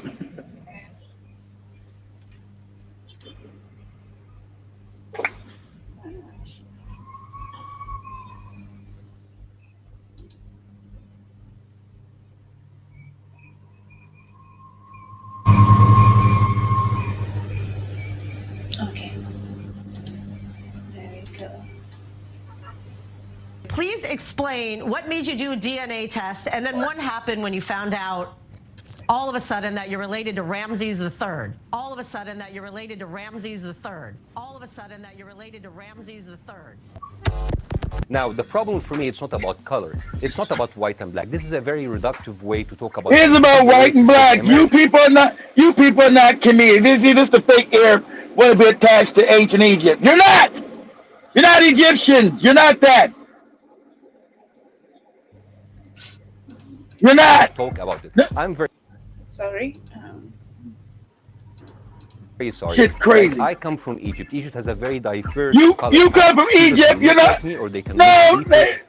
they can look like you. You're not Egyptian. You are an invaded Arab. You're a white Arab mixed with Turk, Greek, and European. See, that's when I don't know how should we get the regular video. I get talking this dumbass Arab get mad because the original black people being your DNA ain't there because ain't you stupid. What another A one? black American from Yeah, Atlanta exactly. named Dexter just found This is out that listen, he is pause a it, pause it. direct Pause descendant. it. Yeah, direct descent. And we got some fake Arab because they've been trying to steal your history. They know they're not original to the area. You can look many different in Egypt. I'm Egyptian. You're not ancient Egyptian, dummy. You're not ancient Egyptian. And the whole world knows no matter what kind of scam you're trying to prove. You're not black. You're not African. You're not ancient Egyptian. You had nothing to do with the glory of Egypt. You people invaded in the 6th century. That's your lineage. They can do a DNA test from you today and put against any mummy and then come back negative. Because it had nothing to do with you. You're the one wrapping your women up in all that goopy ass shit. Not black people. That's your fucking backward ass shit. You're not comedian. Okay, fuck said Egypt. You're not comedian. You didn't have a bunch of different races in Kemet. They were all Africans. And so this black people just claim back what's dead. You can't steal no more. You people there today, good for you. Just like look at America today. These people, none of these people are original to America. America didn't look like this 400 years ago. None of these motherfucking people were here. That's how Egypt is today. These white people and these other people here today in America, none of these people were in America 400 years ago. None of them. That's what we're saying about Egypt. You people weren't there. It's a demographic shift. Just like America had a demographic shift. As for these goddamn invaders, America's a country full of invaders. Just like Egypt is. And all of North Africa is. Go ahead, Jovi. Of King Ramses III of He mad about that? You have such an interesting history. They mad Please about explain. science. They get mad about science that it proves that this African American family was part of the committed dynasty as kings. They get mad about that because it's African people and African shit, not white Arab shit. You got. I'm gonna get harsh than me. Nothing to do with you, motherfuckers. Nothing. Had some goofy Arab. Well, you know, but it was just mixed society. They want to put the mixed shit. Ancient Kemet wasn't mixed. It was African. It don't get mixed till it fell by the Greeks and then later on you Arabs. That's you had done. That's when Kemet is done. Egypt is done. It's poured after there. It's done. When people talk about Egypt, they mean ancient Egypt, not you. Not your period. When everybody talking about Egypt, they talking about the pyramids, all them temples. That's ancient. Not you. You had nothing to do with that. Nothing. Get mad because this man's DNA. DNA proves that this man is a direct descendant of Pharaoh, King Ramses, the king of Kemet. That make you mad, white Arab? Because it ain't you. It's none of you people. You have shit to do with ancient Kemet. Nothing. And that's just science. Go see, science proves your lies. It fucks up your fake lies. Go ahead, Joker. What made you do a DNA test? And then what happened when you found out all of a sudden that you're related to Ramses III? That's a great question, Emily. Well, about a year and a half ago, I traveled to places like Israel, France, and different places like that. So what happened was people would always ask a normal question, where are you from? And I would say the States, United States. And the people that I saw in France would say, no, where are you really from? And I said, the States. That's all I know. And so that question stuck with me for a long time. And I just said, where am I actually from? I mean, I know I'm American, but where my DNA is from? And so I said, well, let me take my DNA test. It was a 23andMe DNA test. And I took the test, and I was shocked when I saw the results. It came back, and it showed that I was actually a direct descendant of the Pharaoh Ramses III. And I knew nothing of the pharaohs. Didn't know much about Egypt, but everything you hear about, Bible stories and things like that. So for me, it was a huge shock, and that's how I found out about it. Wow. So obviously you took it deeper and deeper. You saw all these your goofy Bible stories. And looking at images of the Pharaoh, how much you and even your brother look like them, and your own company has like an eye logo that looks like the Eye of Horus, unconnected to any of this. So what did this open up for you in terms of your own knowledge and learning about this?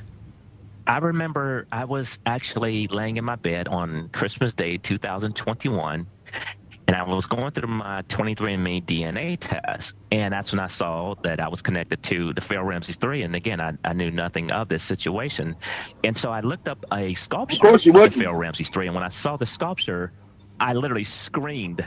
And my wife said, Dexter, what's wrong? I said, this guy from 4,000 years ago, we look just alike. And she said, Dexter, wait a minute. There were no pictures for 4,000 years ago. I said, no, his sculpture was the Pharaoh Ramses III. His sculpture, we look like identical twins. And she said, let me see it. She saw it. She said, oh, my goodness. And then I continued to go over different sculptures, looking online. Not 4,000 years ago, dude, 3,000 years ago. Still old. Not 4, dude. 3. Get your chronology right. Not 4,000 years ago. He's from what they call the last kingdom. The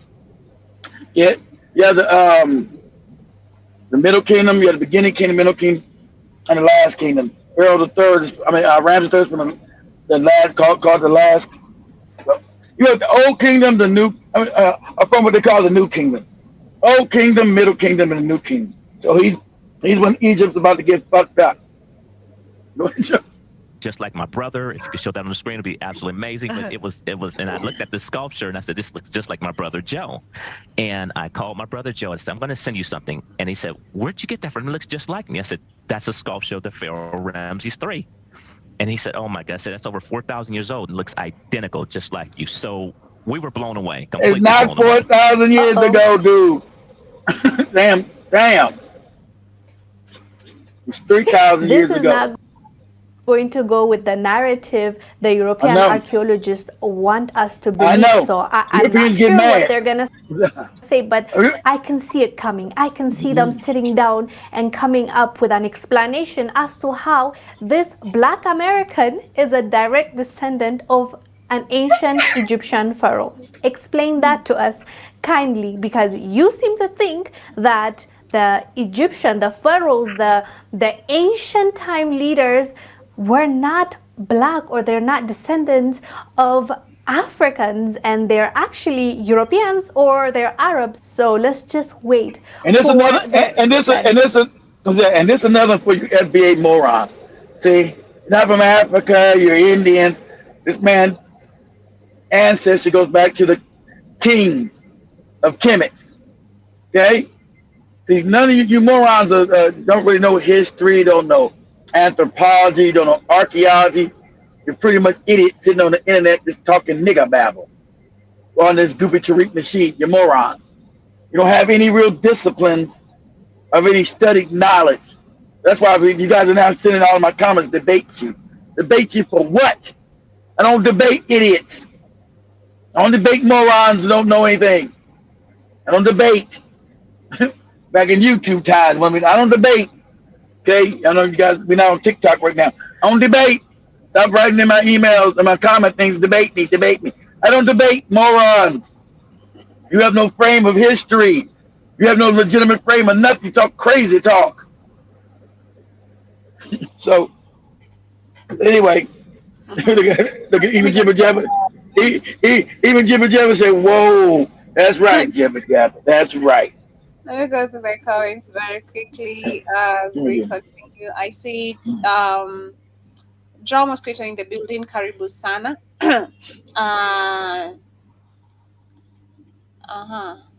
Joe Mosquito saying so much lies we've been told about our history. Jason says solid pure gold is really heavy, especially those solid gold bars they made. And I also see Jason also adds that I also seen someone kitchen catch. That wasn't, there was no fire. But you guys remember, Joby's family were instead of melting it down in the bars, they were exchanging it for moonshine for $2. What? My family? Yeah, well, the people out there. I don't know. Period. But I also see Jiba says I feel wealthy because I won't get sunburnt. Period. And that's right. Also says you can't beat a short leather skirt and a well-fitted blouse on a nicely shaped one. Black woman, you damn sure can't. That's some sexy shit, ain't it, Jibba Jabba?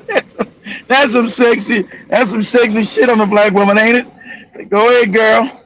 I don't want to see a woman in no fucking hijab. Get out of here with that shit.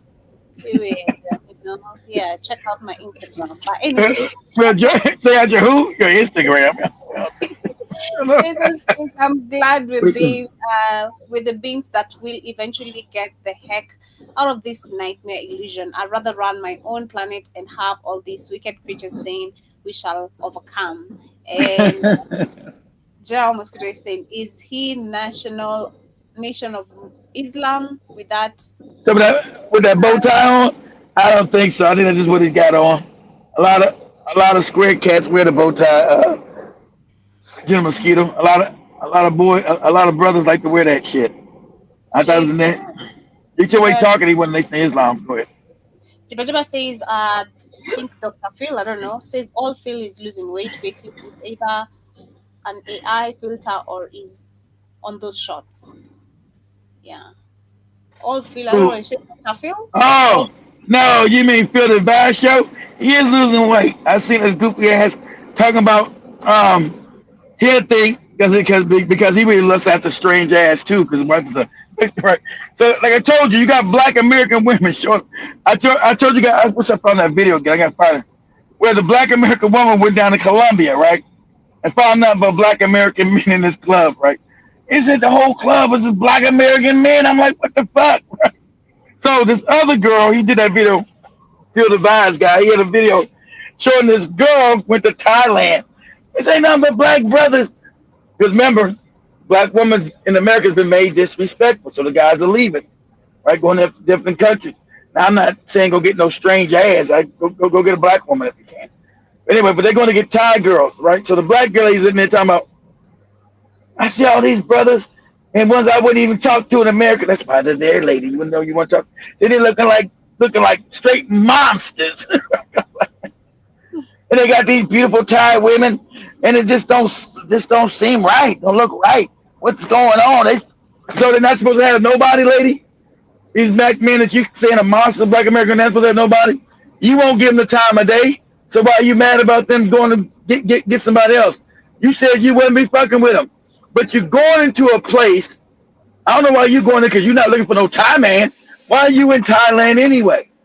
Why are you black women going around the world trying to stalk black men who are saying we're not going to date black American women? You've gone too far. And people told you, and black women have told you that. They know it. You're non-feminine women. I told you there's certain thing called yin and yang. I explained this is nature. What the white man told you about your fake feminist movement, all that bullshit. I'm going to teach you about yin and yang right here, okay? And Joby showed you that magnet about a couple weeks ago. You have a feminine side and a masculine side. The feminine side always attracts to the masculine side. The masculine side always attracts to the feminine side. No matter what, that's called polarity. You becoming too masculine as a woman makes men not attract to you. This is the laws of attraction. This is science. You know the white man messed your head up, but I'm giving you science. I'm not putting this social science. I'm giving you literal science. But you can take it and put it into a social framework, because that's what's happened to you in a social framework. That you become too masculine with your feminist fake movement. And it's in the papers. They wrote that they're going to turn you into a man. They wrote that. I've showed you many times. The Rockefeller, they wrote that. We're going to turn the black woman, we become the man, and the black man become the woman. They wrote that. That's written. Right? So this is called this is called social engineering.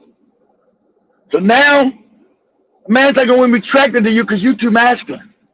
He wants a feminine woman. That's the nature. That's the laws of attraction. That's nature. So he wants a woman to be soft and feminine. He's not saying you can't speak your mind. You still speak your mind as a woman, but you can't be the man. I don't want another motherfucking man in my house either. I don't want to be arguing with no another motherfucking man. Right? So sadly enough, America is turning most black American women into men. You're a strong black woman bullshit. No one says that shit but your dumb ass. And got black women telling you where you went wrong. That you've been given a bill of goods, now you're lonely and fucked up and no one wants to deal with you because your attitude is masculine. It's not feminine. So they're going looking for feminine women. A lot of them going to the black country. They're going to Kenya, Tanzania, South Africa, coastal there. They're going to Africa, go down straight to Colombia. I'm going to Colombia. I was like the lady said, they're on the club looking for black women because Colombia, a lot of you guys are also stupid. Black women are the majority of the planet, so they're everywhere. Sorry to tell you that. Slavery happened everywhere, especially in this hemisphere. So you got black, gorgeous women. Gorgeous in Brazil. African women, fucking gorgeous. God damn. Drop dead gorgeous. And feminine. You got drop dead gorgeous African women in Colombia, in Panama. Gorgeous. Drop dead gorgeous. But they're feminine. They said, hey, okay, why the fuck should I deal with you? Huh? I just take a flight. They said in Cuba too, probably in Cuba too. Jim Mosquito, no, in Cuba. I ain't going to Cuba. I don't speak Spanish that good. I went to Brazil and I don't speak Portuguese. I didn't think about going to no damn Cuba. But anyway, so I never been to Cuba. So I never had no desire to go to no fucking Cuba. But I've been to Brazil and I've been to Colombia. African women drop dead motherfucking gorgeous. And you're not gonna, I'm not saying that you're not still gorgeous black, you're same people, right? Like America, but your mind is fucked up. Your mind is fucked up. It's a fact. Your mind is fucked up. And a lot of men don't want to try to fix you. Try to fix you. They're saying, fuck it. Let me go where I can find me a feminine black woman. And so the lady said, all them people said the whole club, they me laughing. So I came down with my girl, the whole goddamn club is down. Because she like, I thought these were Spanish brothers down here, black Colombians. And I looked at the swag. She said, you know how we talk. I looked at the swag. These ain't no goddamn black Colombians. Man. These are fucking black American men. I can tell they start talking. And so they told that the black American men were chasing after these women. They would have nothing to do with it. So when she opened her mouth, like she said, so when she opened her, because they didn't know whether she was Colombian or black American. So as soon as she opened her mouth, it was no play for her ass. They said, oh, nope, don't want to deal with your ass at all. As soon as they heard it, she's honest. As soon as they heard her open her fucking mouth, it was absolutely not. No way. Hell no. Nope. Good luck to you, sister. Glad to see you in Colombia, but I'm not fucking with you. That's how because that's why they left the country. And I'm not talking about these goofy passport bro morons either. It's regular black men. They're in Colombia. They're in Brazil. They're in Kenya now. Kenya has Joby's assertive, but Joby's still feminine, right? So people are going to Kenya, fall in love with Kenyan women. They're going to South Africa, fall in love with South African women because it's still feminine. That's where you're losing. And you say you don't want to change, then you're going to lose then. Got this lady tracking this man down all the way to, these men all the way down to Thailand. And they're not fucking with her. As you said, they're not fucking with you. Yeah. And you talking about, oh, they're ugly. I wouldn't even give them a chance a day. That's why they're not fucking with you. That's why they left. Okay? I'm not saying go date outside your race, but they hate to eat their own. But black men are mostly going looking for black women. Those men in Kenya, they're not looking for white women. They're going to Kenya looking for African women. They're going to South Africa looking for African women. They're going to Brazil looking for African women. They're going to Colombia looking for African women. That's where they're going. Since it's cheap and affordable, hop on a flight, hit Colombia. I told people, go to Cali, Colombia. God damn. Go to Cali, Colombia. God damn. But black women are so fucking beautiful, so kind, so inviting, so feminine. Because that's the next. Because remember, we're in the evil empire, so those African women haven't been taken out their nature. When you go to Africa, it's the same way. You go to Kenya, the women are so beautiful still too, and kind and feminine. You're like, what the fuck is going on? What? You can't believe that Kenya and South Africa even exist.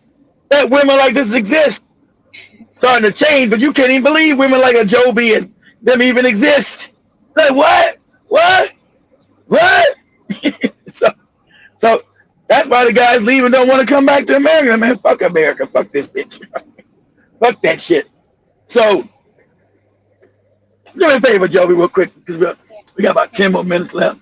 Okay. Go to TikTok and say, Black American woman in Colombia says there's nothing but Black American men in the club.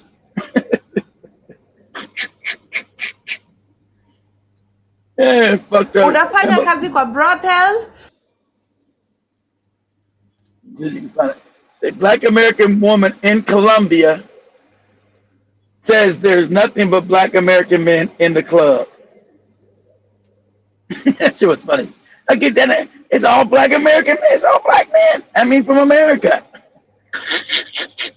And girl, they choose them too. They ain't choosing us at all. As soon as I open my mouth, they not choosing me at all. That's why they left. To get away from your ass. Colombian. Say black say Black American woman in Colombia. Says there's nothing but Black American men in the club. Trying to be precise or to pull up.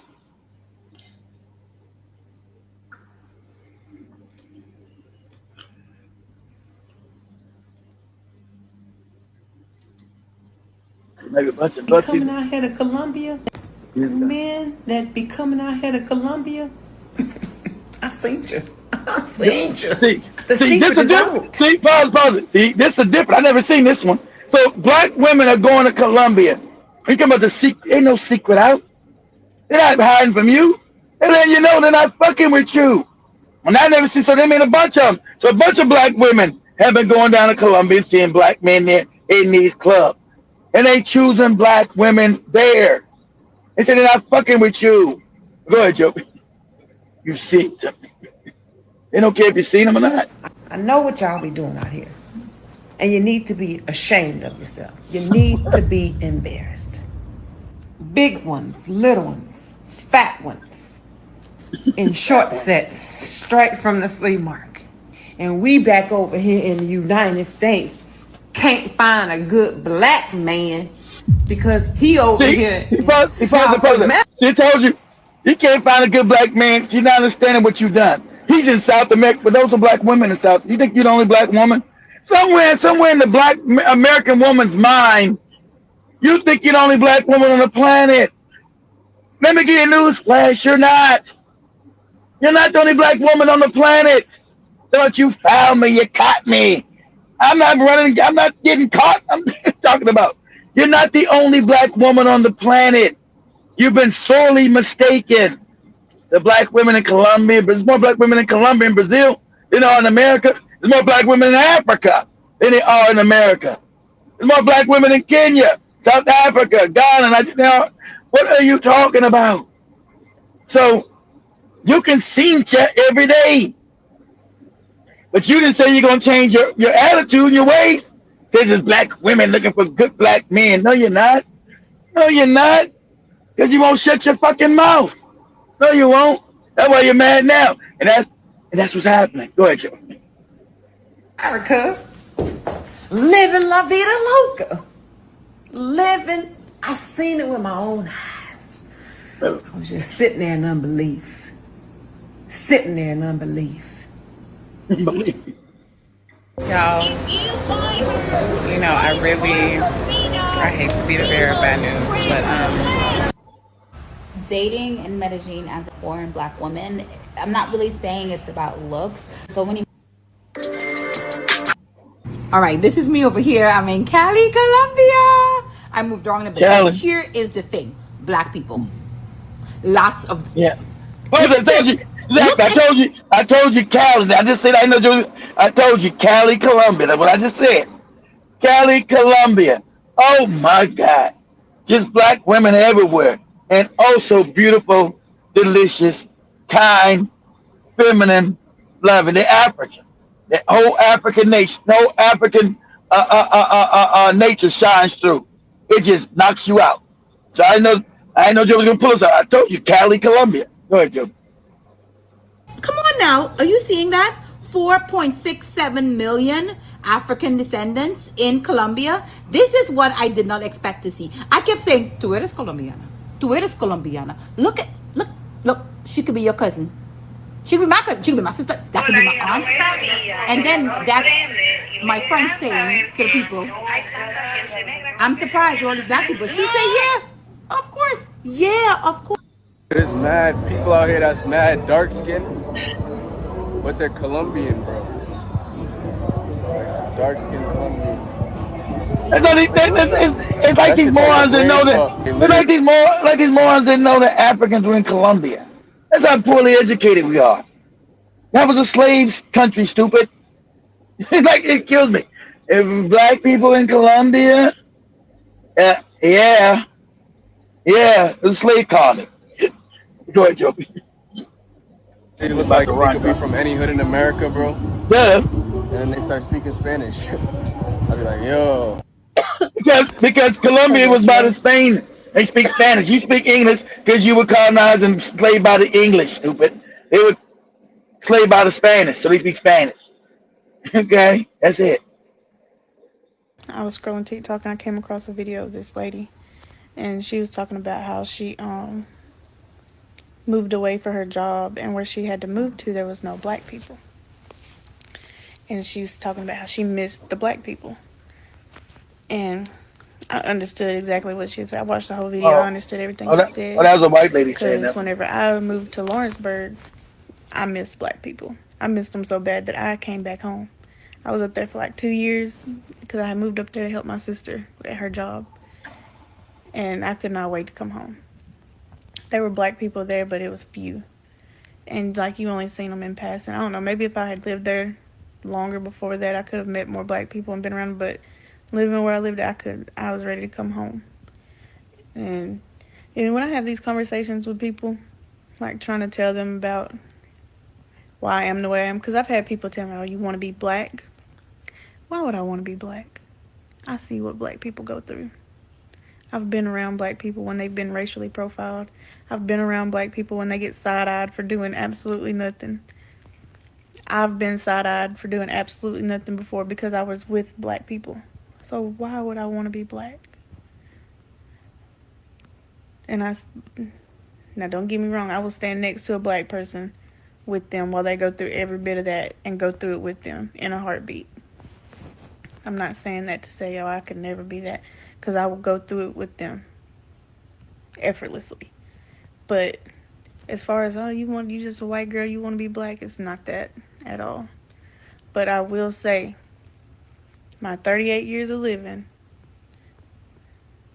I would much rather be part of a black household than a white household. When it comes to the family dynamic, way different. Way different. You walk into a black household, you can feel they love different, their vibe is different, their energy is different, everything is different.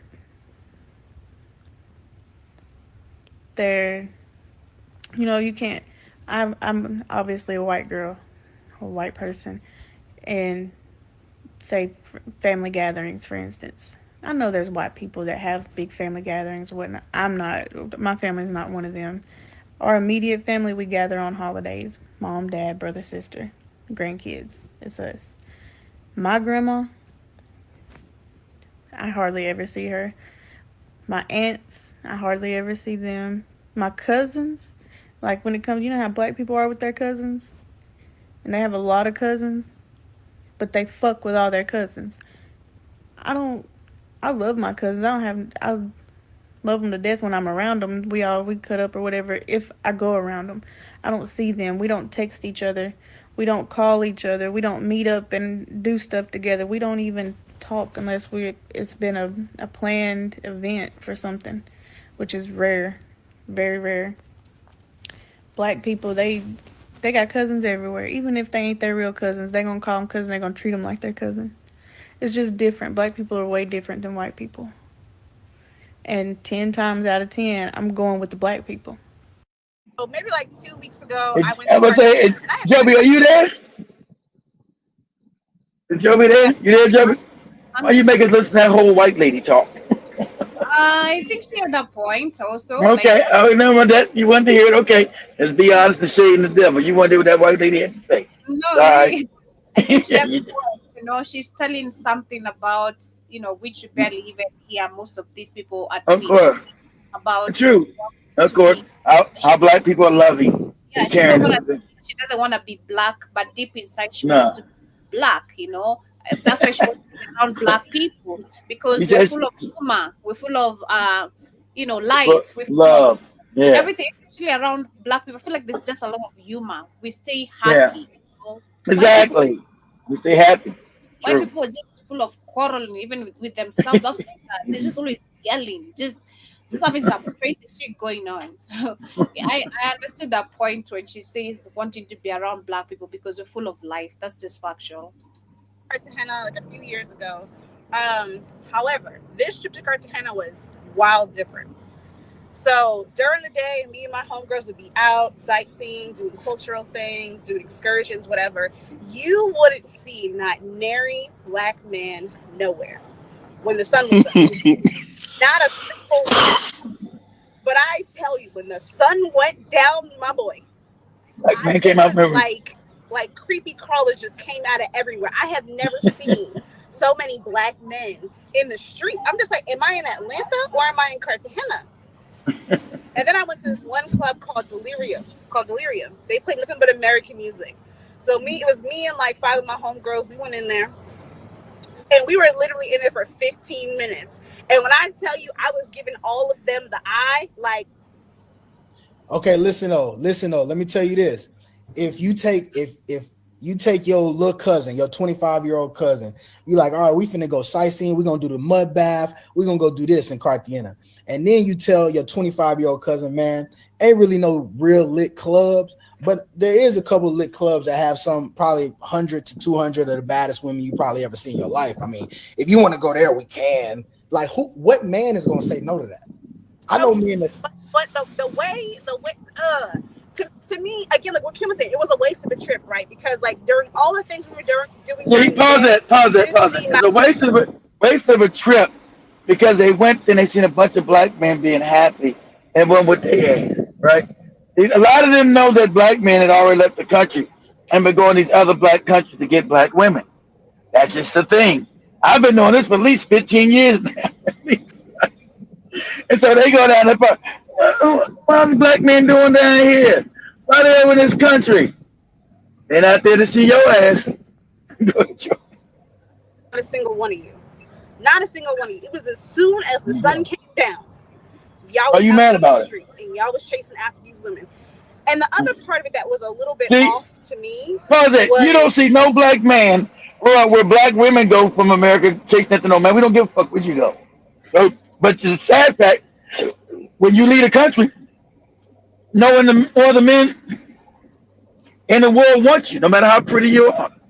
Because you was a standard because all the movies things showed black American women, but no one wants you because you're fucked up behavior, right? Your fucked up attitude, and you being masculine. So you can leave America. No one's checking out where the fuck you going. What men are you going to look for? What men checking on you? You see no videos of no black American men. I seen a bunch of black American women in a club with these other black men. We don't give a fuck what you do. Where you go? Why are you concerned? We don't care what you do. Bye. But we know no other man's gonna fuck with you. That's why. No one's gonna mess with you. You like kryptonite. You can't go nowhere when men are jumping over you because nobody wants to fuck with you. Nobody wants to be no combative argumentative woman who doesn't know to be a woman. So good luck with that. Go ahead, Joe. For some of these young ladies, just how young How they young? looked. And I was like, all right now, do what you do. But that baby right there is not of age. Now that'd be kind of baby. That baby. No, Columbus pretty strict. They're not letting any babies in any club up in there. That baby's probably like 23, black, young. Black girls look young. Or are you mad because they're not talking to you? Because you probably open your mouth. You better learn some Spanish down there then. When you full of black American man, stop. Columbus pretty strict. They're not letting a bunch of babies in the club, so I don't believe that at all. I ain't seen no bunch of 18, 16, and 17-year-olds in no club. Not no Cartagena, I didn't. How was she talking about? Nah, didn't see that. So she's trying to over dramatize the story. These black men are out here being pedophiles. And that ain't our culture. That's what she's trying to say. These black men out here being pedophiles, which is a lie. Go ahead, Joe. I've seen that just the passport brothers who are coming to Kenya, not all of them too. Few who was reporting about the one who was raping the women and live on Twitter, which was very disgusting. But that was that Jay Rollo dude. But those were prostitutes. Those weren't babies. Those weren't kids. What he doing was disgusting and despicable, of course. Yeah. But those weren't children. She trying to say black men are in the club looking for children. I say, look at that baby. Black men ain't looking for no pedophilia. Get out of here.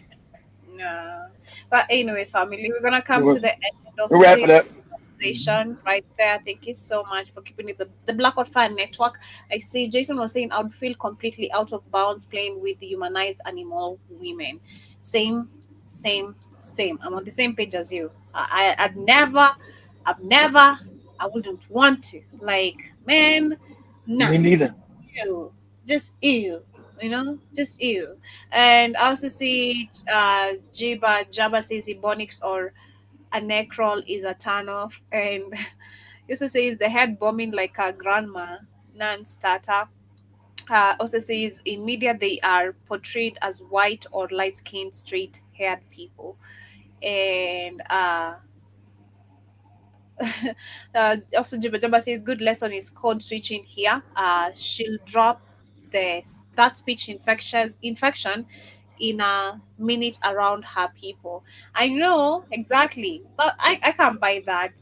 I think if you know so much, you just can't be buying what one person is saying, because again, I'm heavy on, because I think because of so many experiences in life personally, in many different angles. Once you shit on me once, I'm not trusting you twice. No, I can't. I just don't do that.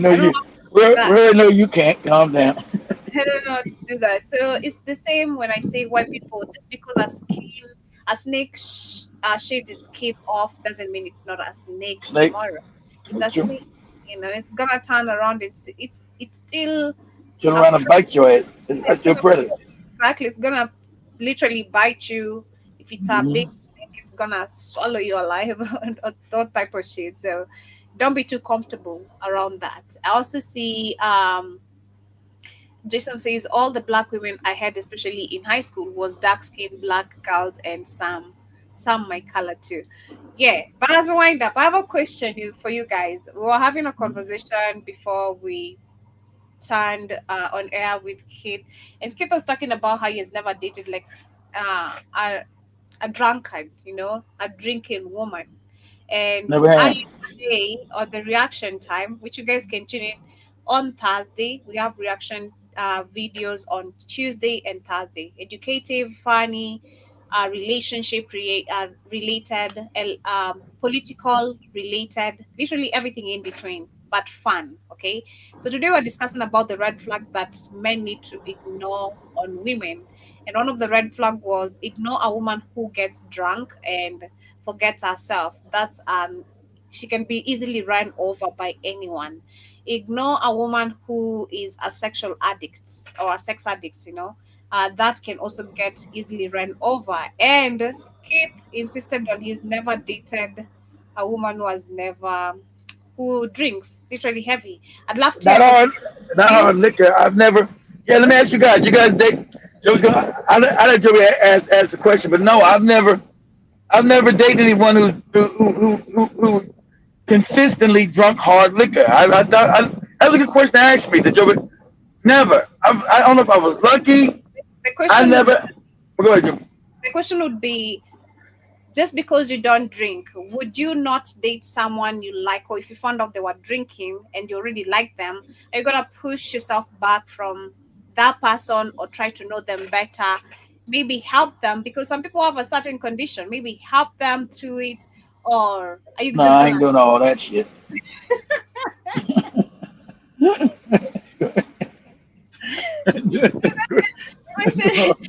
Good luck with that bullshit. Find a partner who does too much more than what you do. It could be not just drinking, even maybe going out or hanging so much with friends. Doesn't have to include drugs and all that. Are you gonna push yourself back, or would you like to learn more about them? Because people are different. People are interested in different ways. You know, people are, but everyone is comfortable with whatever they like. But I wish I can get some comments before we leave. But if not, if you guys can tune in on Thursday, I'd love to hear from you. Get some comments. On Thursday. Thank you, Emil, for your donation. Kindly send those donations on the website, or rather on Kids Cash App, because YouTube doesn't give us this money. Kindly, we'd really appreciate you. Cash App, that is at the $ Mr. Black on Fire. Yeah, that damn shit takes like a year, 2 years. Come in, we never get that shit. I've never got a dime from no YouTube. On the website is literally, once you have the application on the radio segment, on your upper left where you have the 3 lines, it will take you to our page officially. And of course, you have the last page as the donation site. So you can go and put your $5, whatever amount you like. We appreciate you so much for supporting us. Emil says, sorry, I can't answer that question. Being a virgin my whole life. Damn. What? You're a virgin, Emil? Wow. You got all kind of powers in you, boy. You got years of stored up nut. You got all kind of powers you can do. Shit, you better move a whole truck with your brain. Wow. What? That's crazy. Wow. Amazing. It's amazing. At 28? What? Wow. Yeah. don't nobody believe you, Emil. I said I do. Okay. All right. He said it doesn't have a girlfriend. Those are type of the things that are disturbing his mind, which is crazy. Well, Dan, I mean, he didn't never have a girlfriend. Shit. 20 years old, huh? Shit. God damn. You better watch out. The first woman you get, Emil, you might kill her. Shit. Jason says a woman would have kept drinking Jack Daniels. No, you guys are not giving me my answer. Exactly. I'm gonna wrap it. No, he said he wouldn't for Keith because he's never taken liquor or anything. For him, he wouldn't. That's a no. Someone who does this, are you gonna push them away? And if it's not too much, it doesn't have to be Jack Daniels, NSC, could be wine, just a glass of wine, maybe twice a week. Not bad. Well, that's all right. But if it's more than twice a week and you coming in tips and all that, I got to get rid of you. You got to go. I can't deal with it. I am just. So we got it right. I am just. That's my wife said. I am judgmental. That might be one of my flaws. I just can't. I'm not gonna be trying to help you through the problem, and then I can't. It ain't gonna work. Okay. That's what's up. But I see Emily says probably one of the main reasons why I'm so depressed. Are you damn, Emil? Are you depressed? Don't be depressed, my friend. You depressed over a woman? Go find your woman, email shit. Don't be depressed either, whether a woman or nothing. You say you got money, you're financially stable. Why are you depressed? Because he wants some coochie. Like virgin. Yeah. Hey, tell me why you depressed? Because the man wants some 28 years without some coochie is a long time. I don't know. I don't assume it's a woman, but don't be depressed, please. Okay, whatever you're dealing with, kindly. I hope you can get over it. He got to find him a woman. That's what he's depressed about. He's depressed about a woman. That's about not a woman. Just go. Are you scared of women? Email. Let's find out. Are you scared of women? You know, I talk to women. Email. Are you scared to talk to women? Are you scared of women? Email. That's what we got to. That's what we got to find out. Because you may be scared of women. Go ahead, Joe. Aaron James said is virgin at 38. Oh my God. Aaron James ain't no damn virgin. Why he lying like a motherfucker? Aaron is lying like shit. He may like it, but Aaron James is lying like shit. Damn virgin. Sister Michelle Caribusana, nice to see. It's been a minute. Hope you're doing amazing. Who's that? Sister Michelle. Dang, it's been a while. Is Michelle Virgin at age 65? Saying more men than you know have said vaginal. Okay, damn. I don't know about all that, but anyway, that's a man who doesn't want to stay virginal. He's upset. Emil is telling you he's having problems, and he's depressed because he wants to give his virginity away. So let us know, Emil, so I can have. Are you scared of women, Emil? Are you scared to talk to women?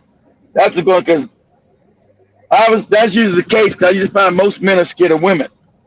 I don't know how to talk to women. They're scared of being rejected. You gotta talk to women, Emil, and get rejected until you find someone that will accept you. So if you're scared of women, that means you're not approaching them. Have you been approaching women, Emil? How many women do you approach a day?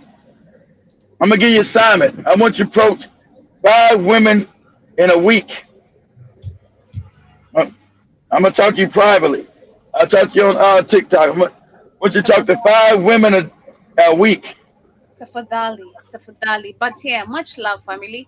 As we come to the end of today's conversation, Aaron James says he's very serious, by the way, and he wrote in big caps. He's a virgin, so stop playing. You know, I don't believe that. Oh, Aaron, okay. Before Joe be crazy, because this shit gets you crazy. Hold on, Aaron, have you chose to be a virgin, or you want to give away your virginity? Let's get some. Let's make sure we get some understanding. 38. God damn, that's crazy. Okay.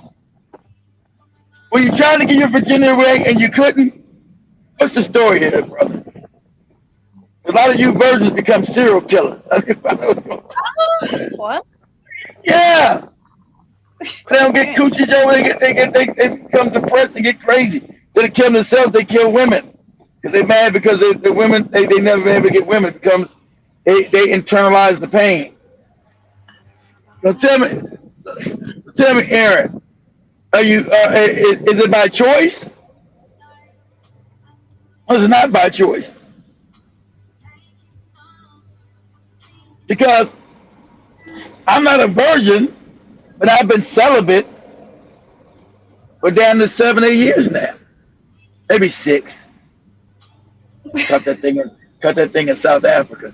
So maybe, but see, I've been, mine by choice, because in my youth, you guys better than me. You guys, in my youth, I was a whoremonger. So I'll be honest. In my youth, I was a whoremonger. So what's he saying? No, I always say that I couldn't speak to women, so I never tried. I kind of just started approaching women, and nothing has worked so far. Let's help you because you're like 38 now, man. God damn, you guys were doing this when you're 16 and 17. Emil adds to Aaron James, it is because of how American women are, just what you responded about the masculinity. Maybe you should go overseas and find a better woman.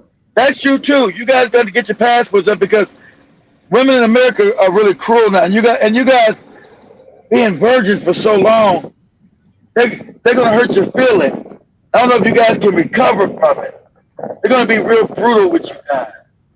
So they're gonna be real brutal.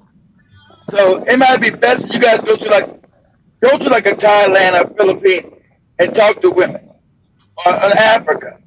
You know, not a Kenya. The Kenya women are too brutal too now. Go to like a I'm nice. Go to like if you're gonna go to African country, make it something like a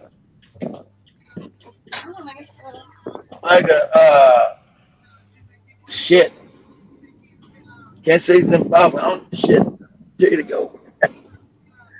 But to be closer, yeah, go down to Colombia or Brazil. It's closer. They go out with Africa and cheaper. Won't hurt your pocketbook. Go down somewhere like Panama, guys. Venezuela, which is cheap. And learn those Spanish and so you guys haven't had. Okay, you guys have been forced into virginity. And like I said, a lot of men are scared of women. Some got lucky even if they're scared. So you guys have given up. You guys got to go out there and talk. And don't worry about rejection. Think of rejection as you learning. And you guys are right. It's going to be tougher in America because the American woman is fucked up in the head. So it's going to be brutal, but understand it. Deal with the brutality because somebody will like you. But don't be upset. Don't be scared. You guys have been scared of rejection. Me, I like rejection. Like to me, it was fun. It was the nature of the chase. I loved that shit. It was an adrenaline rush for me. That was like my drug. To chase women was like a drug to me. If I didn't get married, I'd probably be strung out on coochie instead of drugs.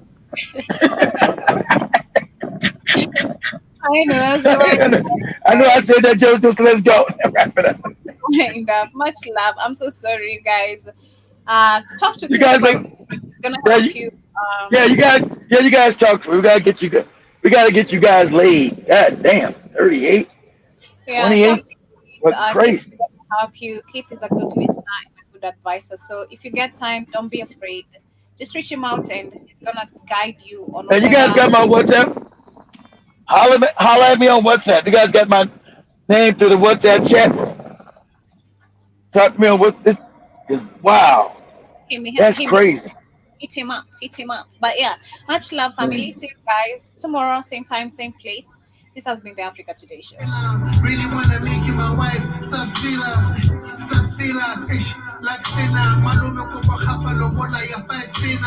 Now that I have you a chance, you look, I ain't got a car or imagine what